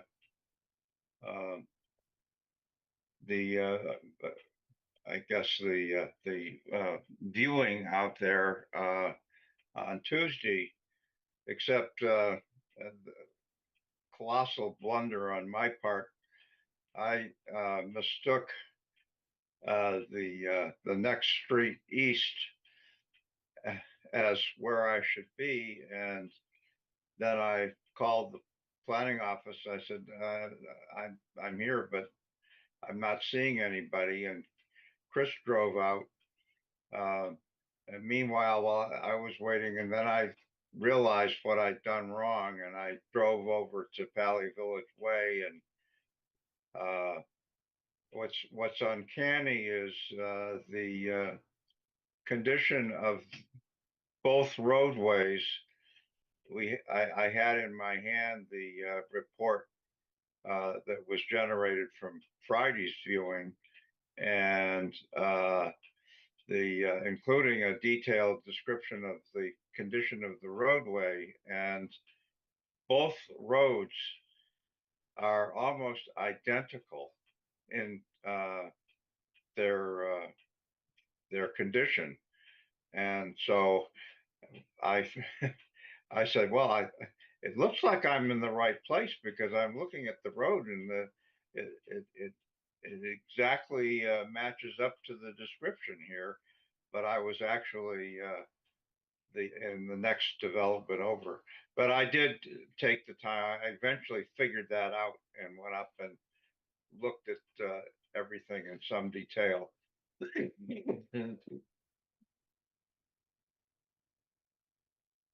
Okay, thank you, Fred. I don't know if anybody else went out there and wanted to report anything, but are there board members? Are there any questions for Tom? Any questions for Nate? I'm going to ask Tom a question that I asked Chris about, and I mean, this is sort of tongue in cheek, but given the condition of all the of many of the roads in Amherst, the idea of recommending to town council that we take on more road responsibility seems kind of I don't know, hard to believe. And so, you know, I'm sure the developer would be pretty unhappy if we recommended not that the town council not take this on. But Tom, do we have any obligation to do that? I do not believe you have any obligation. I'd have to look at the definitive subdivision plan, but I can't imagine you would have placed a condition where you would obligate yourself to take it on. So I don't think you do. And it's, you know, more than the developer here, it's typically the homeowners who are Right, the ones that are right. going to be, you know, And talking to the they're town all paying manager. property taxes, and they sure hope we take care of the road. You've got it. You've got So it. I realize they'd be unhappy also. And you know, I'm not sure I'm serious, but if I were on town council and particularly part of the finance committee, I'd be saying, what on earth would we want to do this for? And, you know, and just a quick aside, you know, more recent subdivisions, and I think the most recent one was probably Vista Terrace. Chris or Nate can correct me if I'm wrong, but I think the one off 116 on West Street, Paul Cole subdivision, there was a condition of your approval where the town would never be asked to take the roadway. And so, you know, this one's a little, it's older, it's 20 years old. And so just, you know, planning board moving forward, Yeah. probably should think about for any new subdivision if you're And so lucky to setting get one. expectations at the beginning rather than Precisely. disappointing people at the end. You've got it. Yeah. So Nate, what kinds of things should we be thinking about here? Or is there really not much to think about and we should just vote to recommend? Yeah, I think there's you know, the town engineer didn't have any concerns, so you know, there's some cracks, but he said that's typical for a road of this age. You know, it's not the town's responsibility to maintain the drainage area, the detention area, so that needs to happen. So yeah, really, I don't, you know, because this was part of a definitive subdivision, we know who the owner was. We had a recent as-built plan. You know, followed all those processes. I don't really have any issues, you know, unless unless the board had something, right? I feel like there's no reason really not to do it. All right. Board members, anything you want to talk about? I don't want to prolong this unnecessarily. Fred. Yeah, I will enthusiastically support it. I think that it's unfair not to. And I think that there is a public interest in a common standard of roadways which are owned by the inhabitants of the town of Amherst and accommodate people going and coming. I think that is a public responsibility, and I think that, well, I think there's no question that this particular developer has held up his end. All right, thank you. Karen. I second that. Okay. All right, any further discussion? I guess I'll make one request, if there's anyone on the public that would like to comment on this. We still have a few attendees from the public.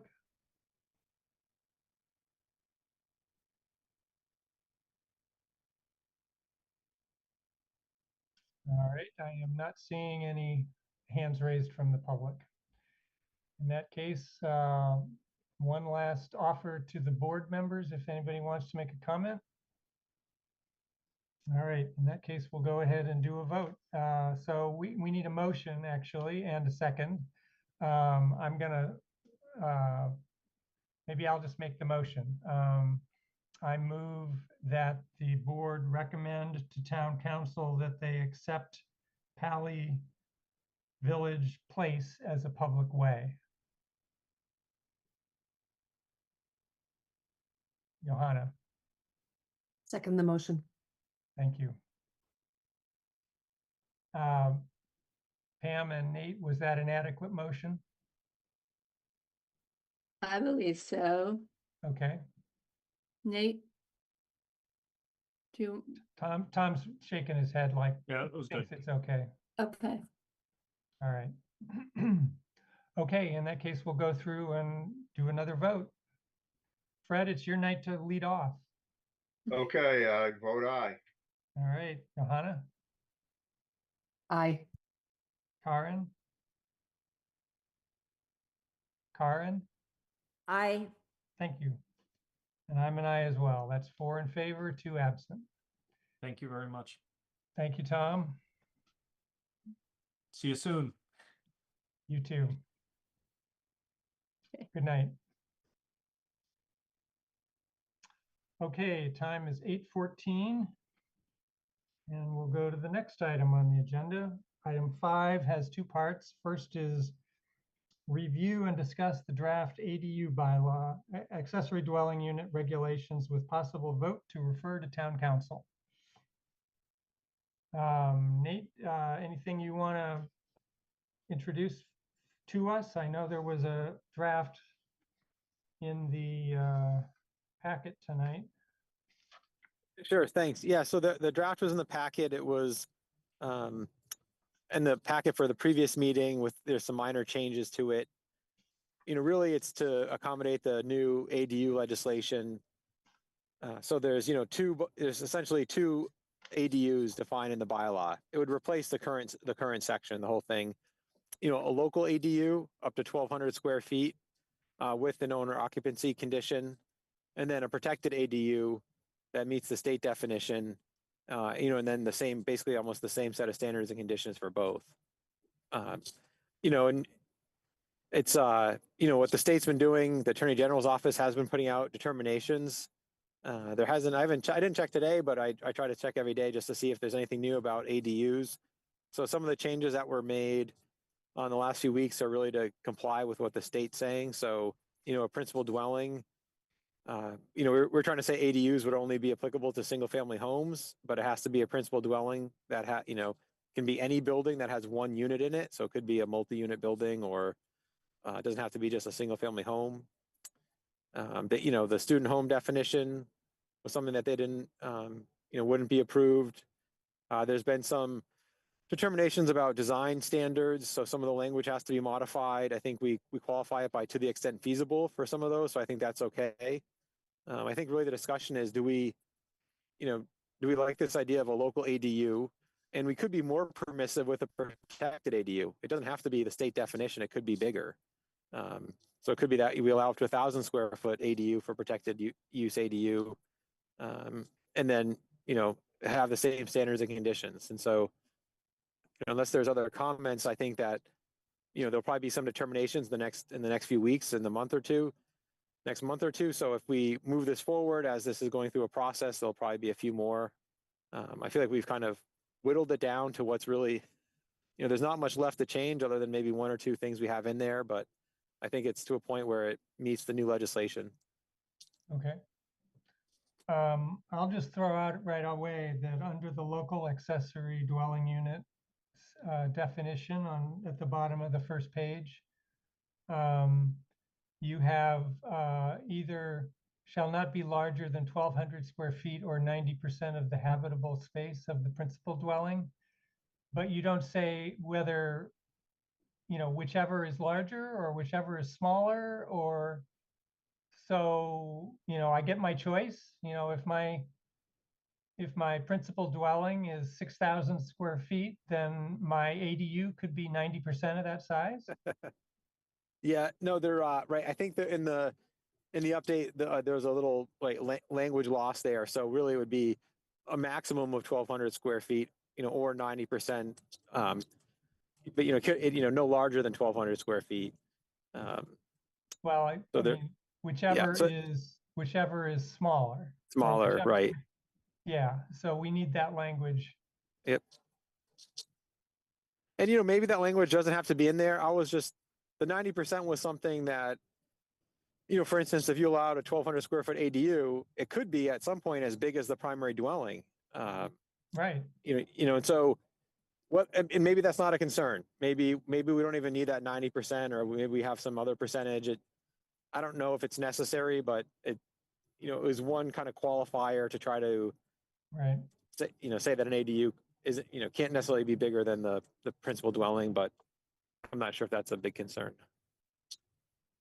So one fundamental question for us tonight is whether we want to have this second definition for the local accessory dwelling unit.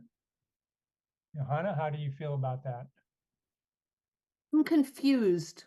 Why do we have that? Well, Well, go ahead, Nate. Yeah, I think there could be two reasons. One is we've allowed ADUs bigger than 900 square feet. So this allows a permitting path so that they're not necessarily non-conforming. And it's also, the idea is if we allow it, it doesn't incentivize a larger ADU with an owner occupancy requirement. So if someone is thinking about doing an ADU, maybe 900 square feet, the protected use ADU actually isn't quite big enough to get what they want. And, up to 1,200 square feet would be actually more desirable, and they would have. Nate, you dropped out. We lost you.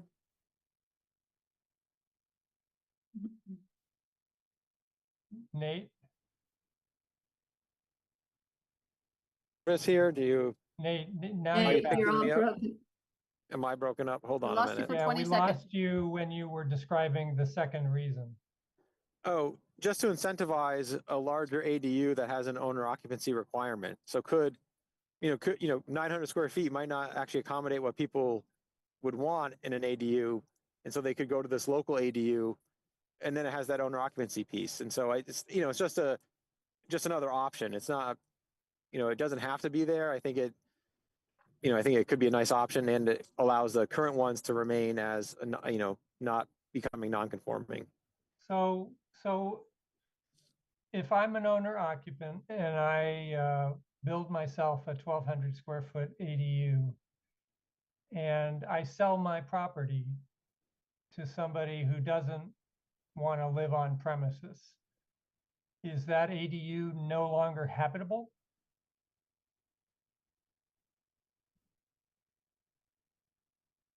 Yeah, that's a good question. We've had that. That's happened before, where upon a sale or a transfer, they realize there has to be an owner occupancy requirement, and so they either have to go back through permitting to get that changed, or we wouldn't. The inspections might not have an occupancy permit, or right restrict something there. How would I go get that changed? So what we require now and what it's in the bylaws, you'd have to file a covenant at the registry, and so you would have to then appeal to the building commissioner to have that changed. Which he can do? Well, I think that if the building commissioner said no, then the applicant could then appeal the building commissioner's decision to the zoning board, which is probably what would happen. Yeah, it just doesn't seem like there's any avenue in our bylaw to allow that to happen at all. There really isn't. All right, so I'm no longer incentivized.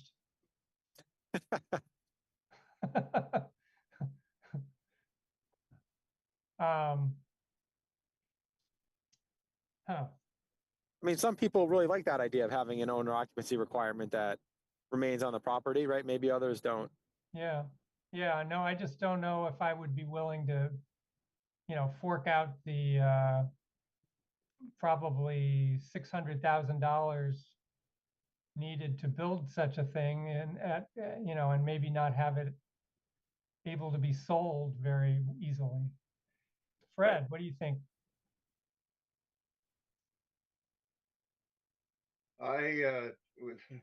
This comes up all the time. We have lots of properties, including the one that I'm living in, have an owner occupancy limitation that was imposed as part of a special permit process, and it burdens the property. Yeah. And that's life. I mean, sometimes in life there are burdens, and the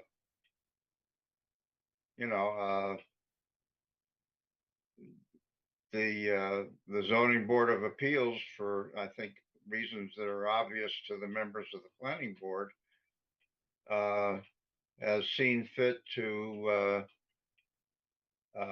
create a local policing of dysfunctional behavior, and that local policing is incredibly effective. And I'm now 78, and my wife and I have thought about whether we should move into another smaller place, but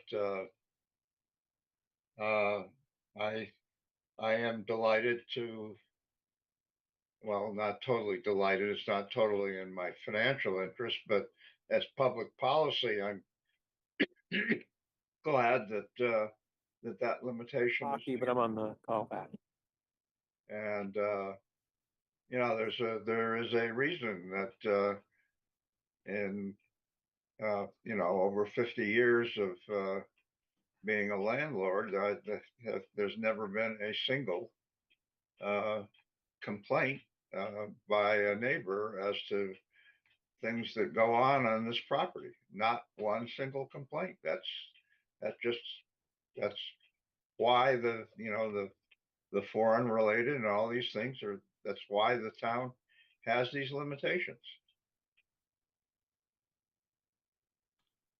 All right, thank you, Fred.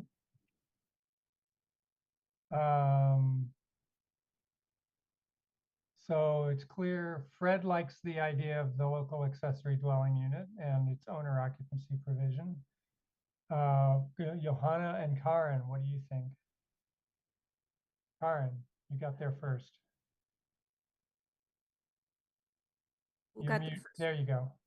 Okay, so I agree with Fred, and I actually am contemplating such an ADU for relatives that would come to live with me. And I do think that the owner occupancy of the larger unit does protect the neighbors, and it is maybe a little bit onerous in terms of selling, but it's meant to be a protection.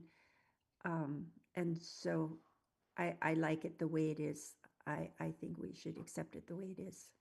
Okay. Johanna. It probably won't be shocking to people that I think, I feel like we've been a little bit precious in how we've been approaching the ADU requirement by the state. And I just think the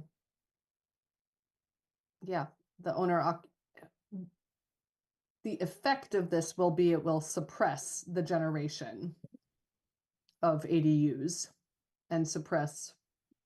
Well, it may just mean that we get a lot more of the by right 900 square foot ADUs, and we just don't get too many of these larger ones. Right. So then the only reason to have this, in my mind, then, or like the primary reason would be to ensure that ADUs that are already in place aren't considered non-conforming. Right. So, Yeah, I'm okay with it. Okay. All right. So that sounds like that's one topic that we're okay with.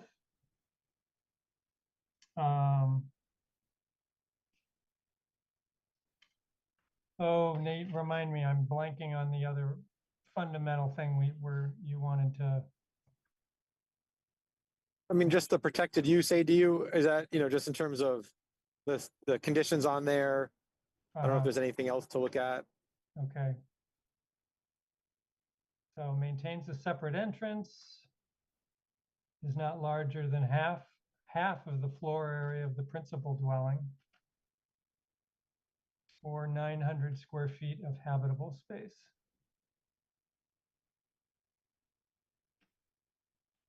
And subject to such additional requirements as found in this section.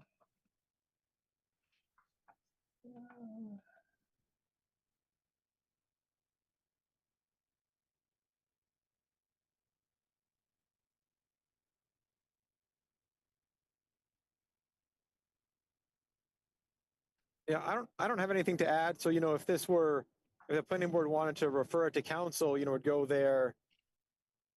And they could then refer it back or not. And then it would go through the public hearing process with the planning board and CRC. And, even if things moved, relatively smoothly, it's still a few months away from potentially coming back as a final zoning amendment. So I think there's still a process to be had through that public hearing if there wanted to be changes made. Some of it would be, is this draft in a place that we think is good enough to move forward? I think it is. Right. I think the state's given enough determinations that we've changed a few things, and so I think we're at a point where we can keep moving it forward. Yeah. Okay. So we can start thinking about a motion to recommend to council. Fred. Nate, a question. I think I'm missing something.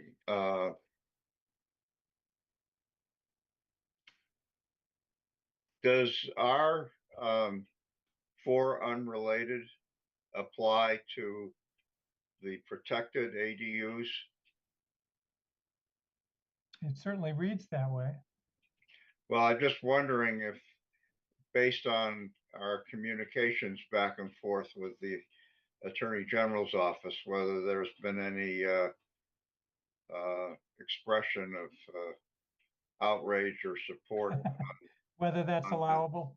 Yeah, I'm curious, because if for some reason there's a consensus it's not allowable, then I think we should probably say that it's not an allowable restriction in our protected use bylaw, because other than this, it is an acceptable limitation. But I would love for it to continue to be a limitation. I'm just wondering what you've been hearing from the AG office. Yeah, I think that, Fred, that's the one questionable condition we have in the bylaw. And so, it is applied elsewhere, to all units in town. I presented that information to the AG. The AG's office, they haven't responded. But I think, if we want to be cautious, we'd remove it. If we think that we could justify it and say it's reasonable given the 3 criteria in the legislation and the rules and regulations, then we leave it in. Well, and then but take you it out say- during the hearing. Yeah, You say that it's promulgated elsewhere in our bylaws. it is. Yep. So why would, I guess my general rule of thumb is not to say things Twice. multiple places where you can't, you chasing yourself to catch all of the places you said something. Right. I would, in that case, I would take it out. Right. You could strike it, and then, we could then have that occupancy requirement for the local ADU. So right now in our bylaw, we limit the number of occupants to 3 in an accessory dwelling unit. And so we could have some occupancy limit on the local ADU or not, but we could strike it from the protected. Fred, Well, I'm just thinking that we should be clear. And we should probably say in our protected use ADUs, we should be clear about what is and is not allowable. And it looks like I'm all in favor of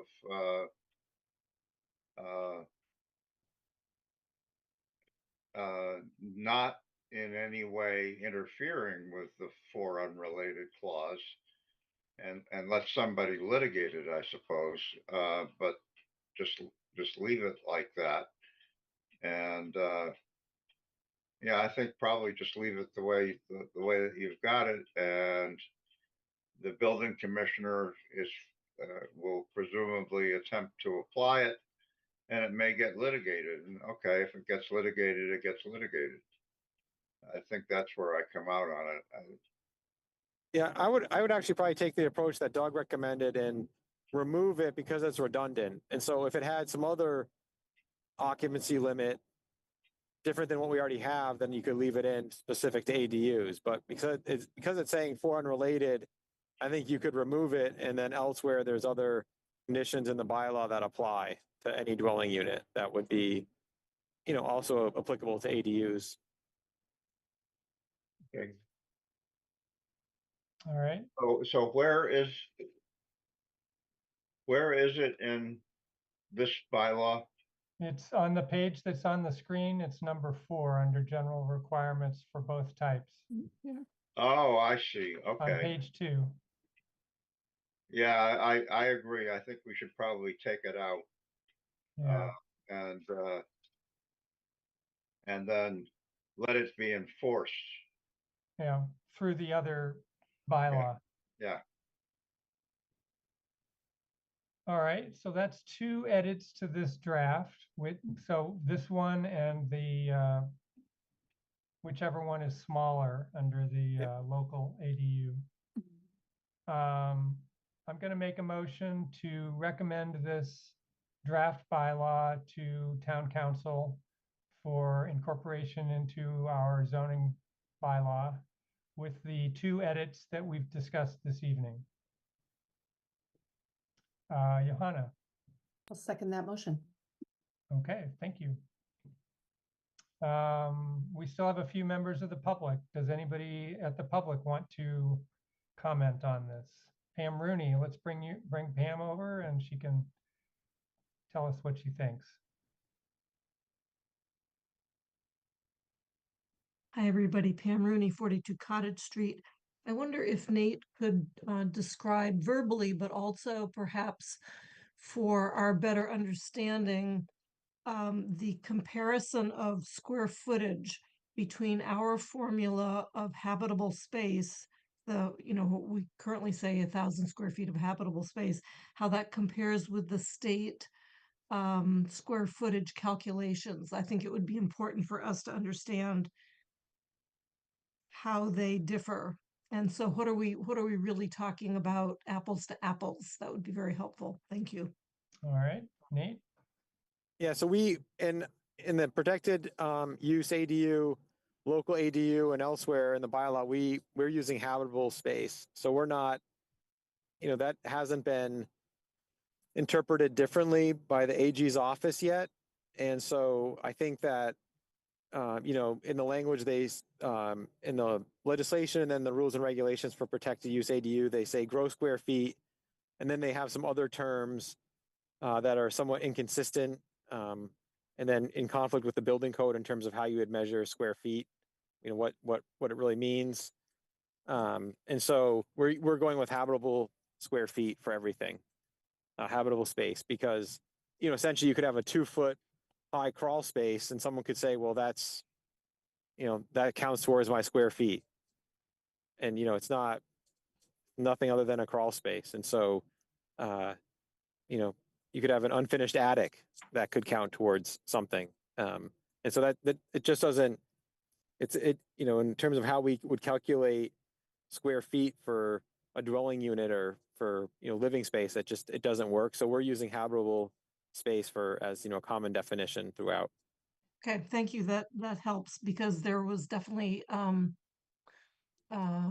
discrepancy between the two formulas.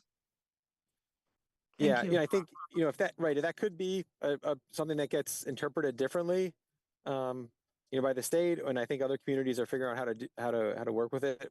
We're using what the building code, can work with the building code and then with inspectors, and so it makes sense to do that as opposed to having something different in zoning that is hard to measure and really, describe to an applicant or to property owners.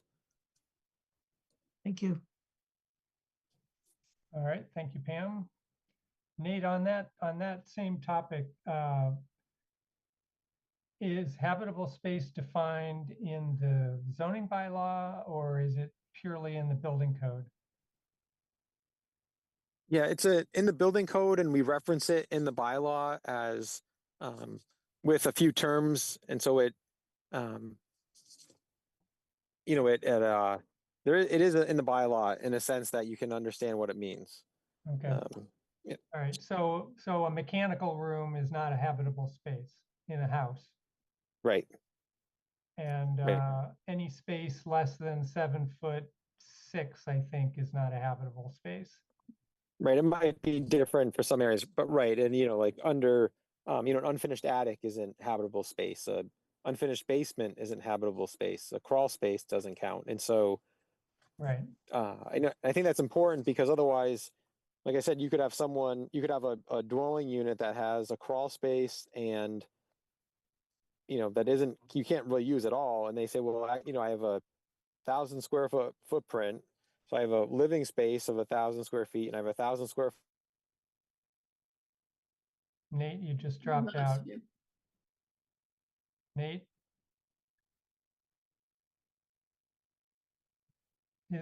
Pam, is Nate out of town somewhere? I'm not sure. Okay. I do know he had to take the call from his phone. Uh-huh.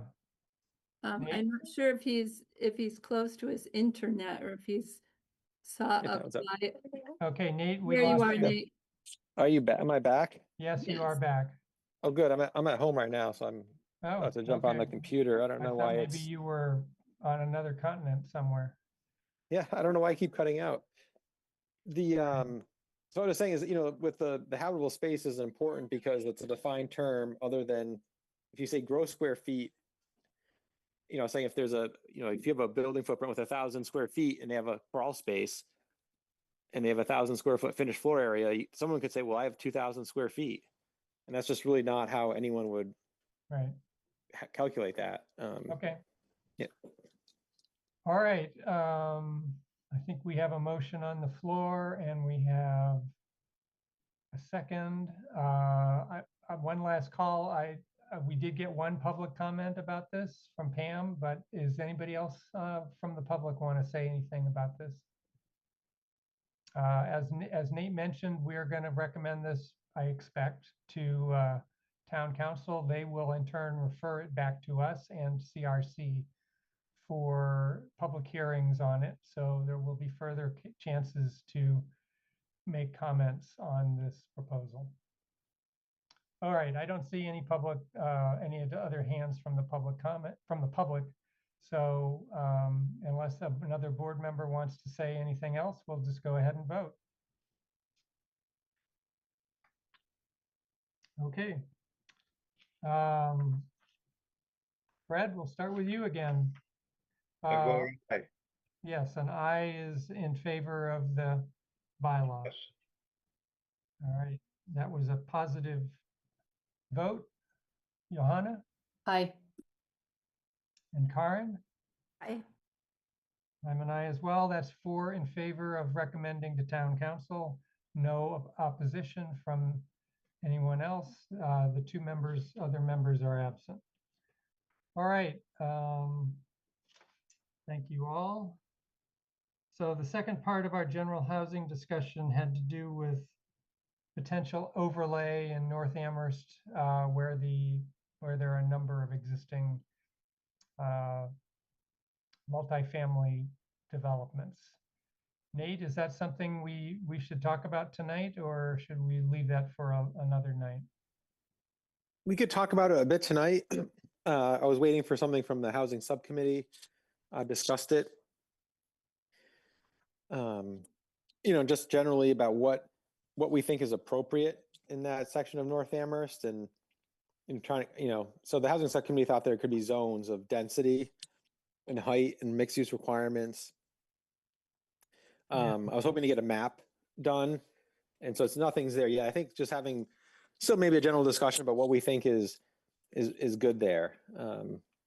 Is it the right place to have student housing, mixed uses, or so I think the housing subcommittee has some ideas, but I think it would be good for the planning board to talk about it.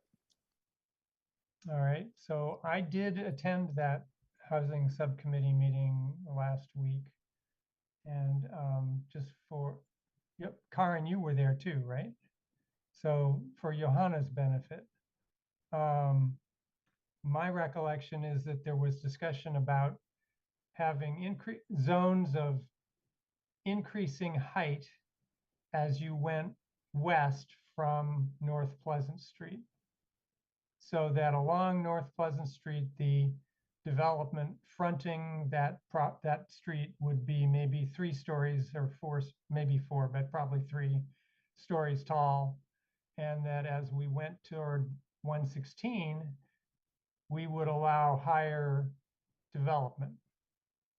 So that's the sort of zoning or striation that I remember.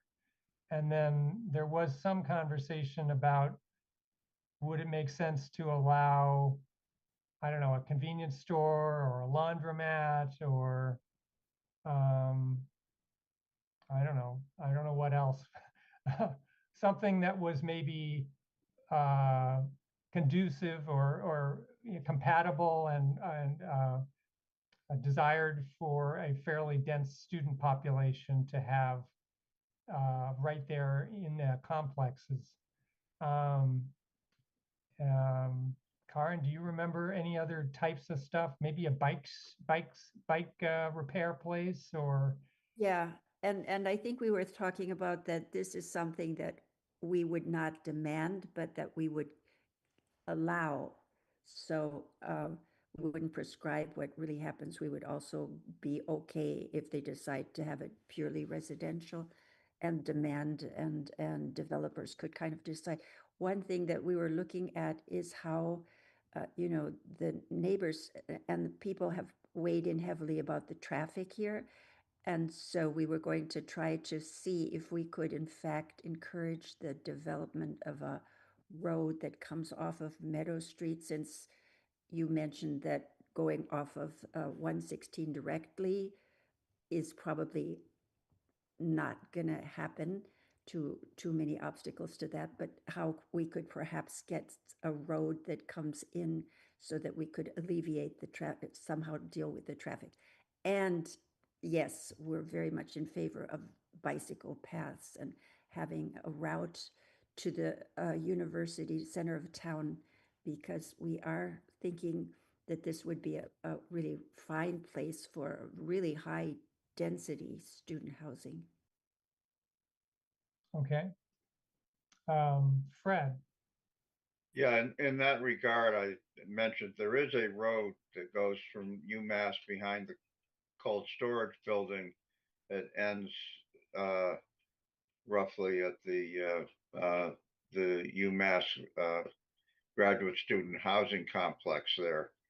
And that could be, if it were expanded, that could be an excellent way in that would take the pressure off of other locations in North Amherst. Okay. I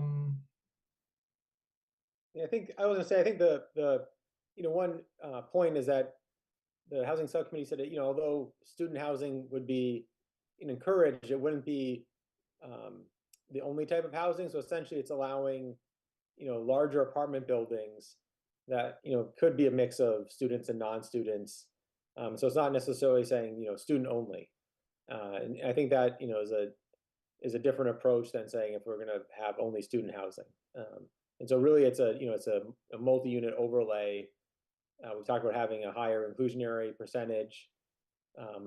Having the units so that the affordable units, so that there's designated areas within the overlay where they could be constructed, and a developer who may not be familiar with doing affordable housing, depending on the size of their project, they could do it, or they could have to, they'd have to find a partner or pay into a fund to do that. So there's some kind of details to be worked out, but I think in general, the housing subcommittee, had some ideas for it.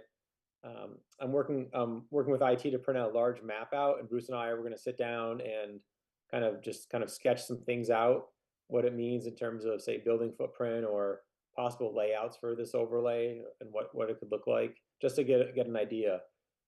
And Doug's right about having this kind of these zones of higher buildings as you step back. There's about 20 feet of grade change from North Pleasant Street as you move west to not to the edge of the properties, not even to 116. So the thought would be, if you had 3 stories on the street and you had 5 or 6 in the back, some people might say taller, you're actually not, your relative height isn't as tall because of the change in topography.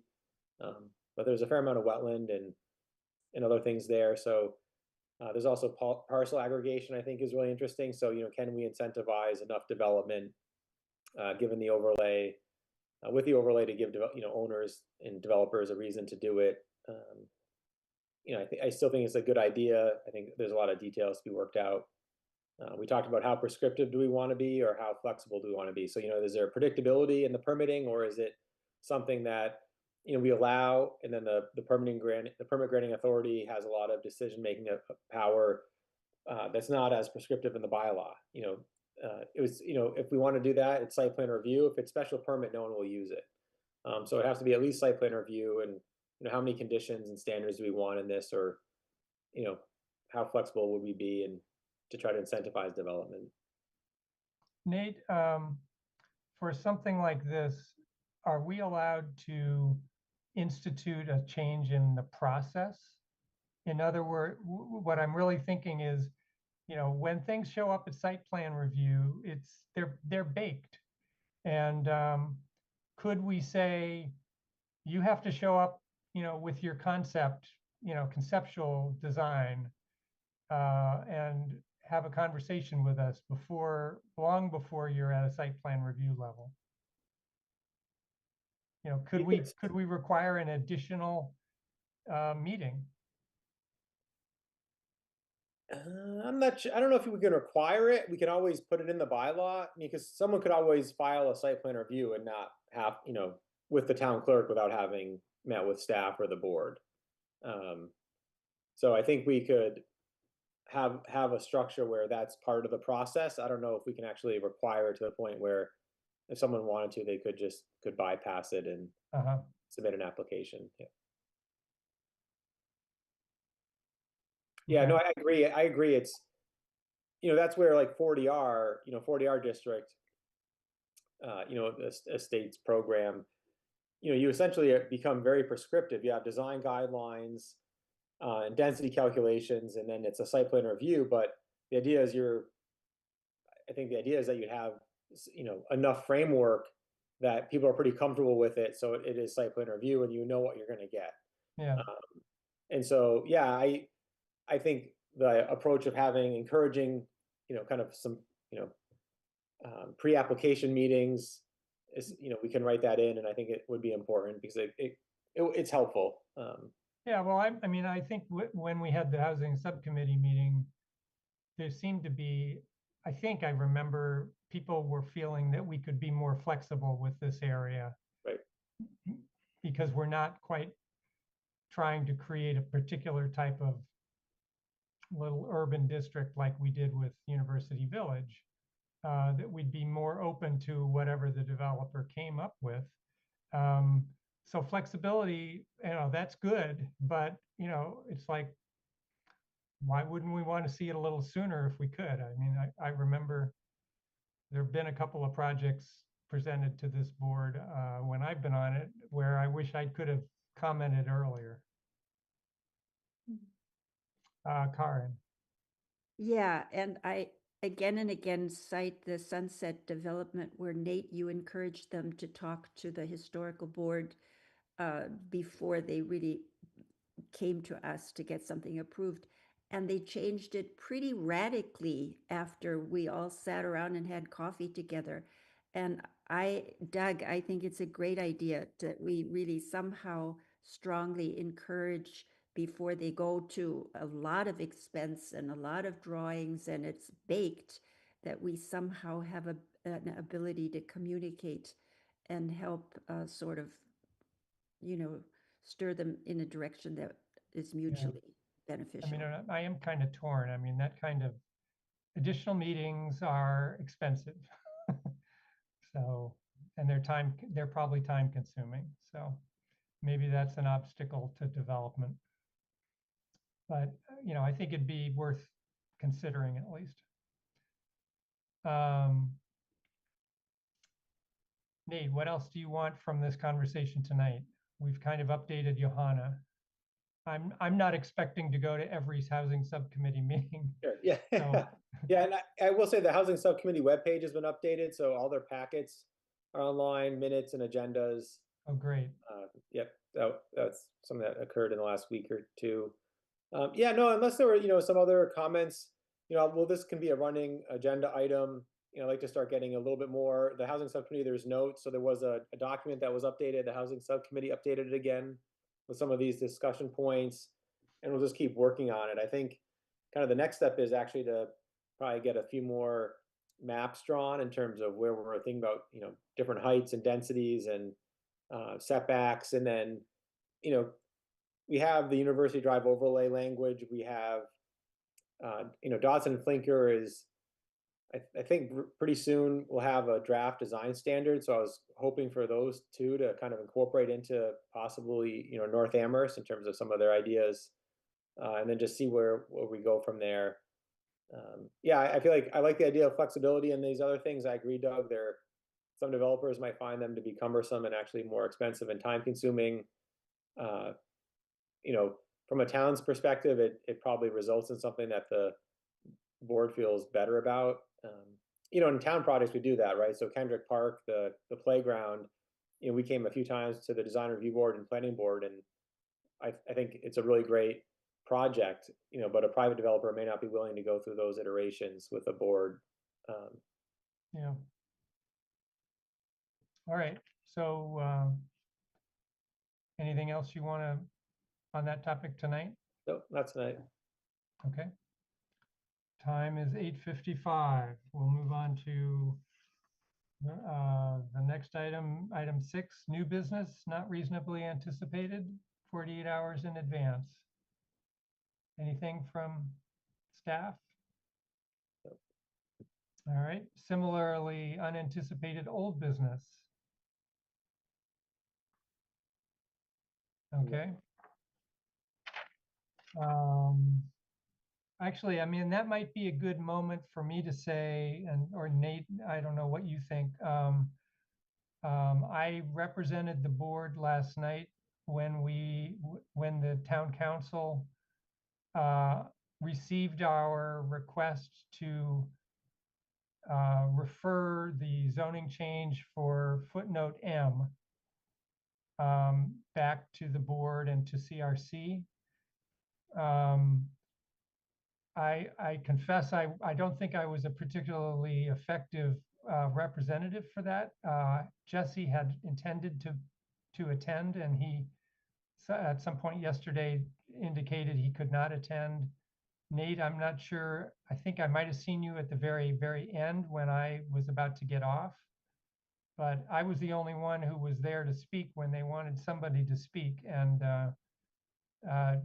couldn't really say much beyond what I'd read in the memos, and I'm not even sure I said that very articulately. Anyway, I'm not sure my presentation mattered. It seemed that the majority of the council was not enthused with the idea of decreasing density in the RG district. So they voted 9-2 against referring that. And the motion they had before them was to refer it to both planning board and CRC. it's been my understanding that state law essentially mandates that they refer it to the planning board, but they don't have to refer it to CRC. So I think they had some work to do to figure out whether they had to do another referral to the planning board. So Nate, have I misunderstood that? Yeah, no, I joined when they started asking questions about if they didn't want to refer it. So I was listening and then I joined. I didn't, as a board sponsored amendment, I didn't want to necessarily be there to become then the presenter. But the Mass General Law says that with, essentially if the council wants to refer it back, they have to do it within 14 days. They don't have to refer it. Oh, they don't. No, Okay. so they could All have right. taken they don't even have to act, and then the planning board could always bring it back. So essentially, by not referring it, the zoning amendment doesn't move forward. If for instance, if it went through the whole process and was voted again, if say it went through the hearing process and then it was voted down by council, then we couldn't bring it back for 2 years, and so there's no nothing like that occurred. So essentially we Okay. could modify and bring it back. But I think although the memo, did describe that it was, kind of one strategy in combination with others, even like U-Drive. So there, there's ideas to increase density in some areas and then some other strategies to say protect neighborhoods or have some other types of regulation. I think just on its own, it wasn't supported. And so, my thought is, the housing production plan has a number of ideas and strategies of how to increase density in the RG or other zoning districts, right? It could be not just the RG, but, and I think the important thing would be, let's look at the housing production plan. We could talk to the CRC and the housing trust and say, okay, what are some ideas to, allow density or different housing types in the residential districts? And so, it'll be similar to footnote M in terms of maybe what the density is, but it's just not that, it's a different approach. And so that's kind of what I took away from the discussion, is that there's, I think we have to, have a little bit more kind of thought and a kind of more comprehensive approach of how we'd want to address the density question in terms of, types of units and number of units. Okay.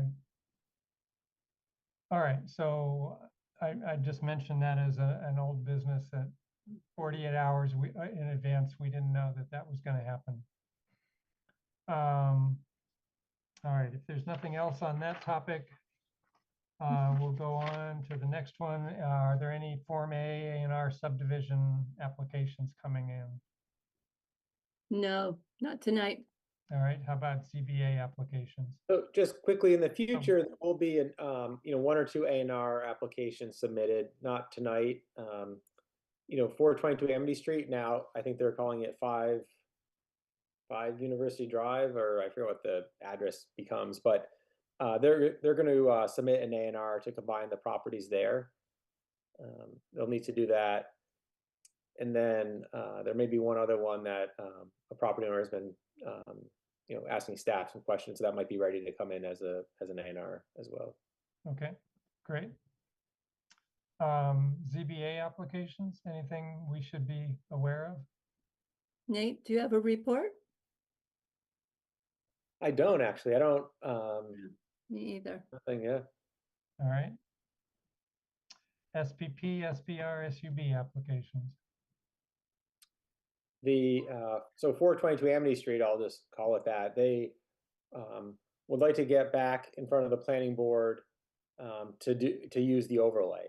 And so now that the overlay has passed, they're considering adding an additional floor. I'm not sure there'll be many changes to the site plan itself in terms of parking and landscaping, but the building itself would become taller. I think they had designed it, following the overlay so that it meets the setbacks and dimensional standards. And so, that'll probably be coming up, Okay. in June. All right. Committee and liaison reports. So we don't have Bruce, we don't have Jesse. Karen, anything for DRB?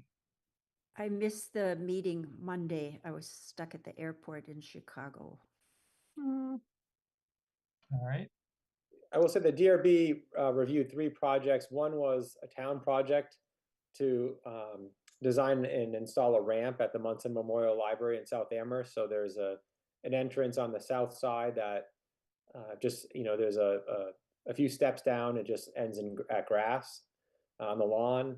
And so the town has a grant to make that a 0-step entrance and have a ramp. And the DRB had some recommendations for the design we proposed, and that's coming to the planning board at an upcoming meeting, and the design review board recommendations will be there as well. And then they also looked at some signs downtown and a small, I think it was like one or two tables with a few chairs in front of Astor and Pine. I'm not sure what the outcomes were, but there were things that they had discussed. I think one had been discussed previously, and so they just wanted to have another look at those. So they did look at 3 projects this week. Okay. So you just reminded me about the DRB, and circling back to our conversation about North Amherst and the overlay. I mean, the DRB has jurisdiction within a certain boundary of downtown, and so an applicant would have to go to them for a project within that boundary. That's mandated, but their comments are not binding. Let's say, that's true? It's true. So I suppose one other way to enforce an earlier conversation would be to make the North Amherst overlay a part of the DRB jurisdiction. So that just came to mind as another way to maybe force a meeting earlier with some people that might have comments that would be constructive. Okay, jumping back to our agenda, I don't have a report of chair. Is there a staff report? Just a few things. John Robleski, 446 and 462 Main Street.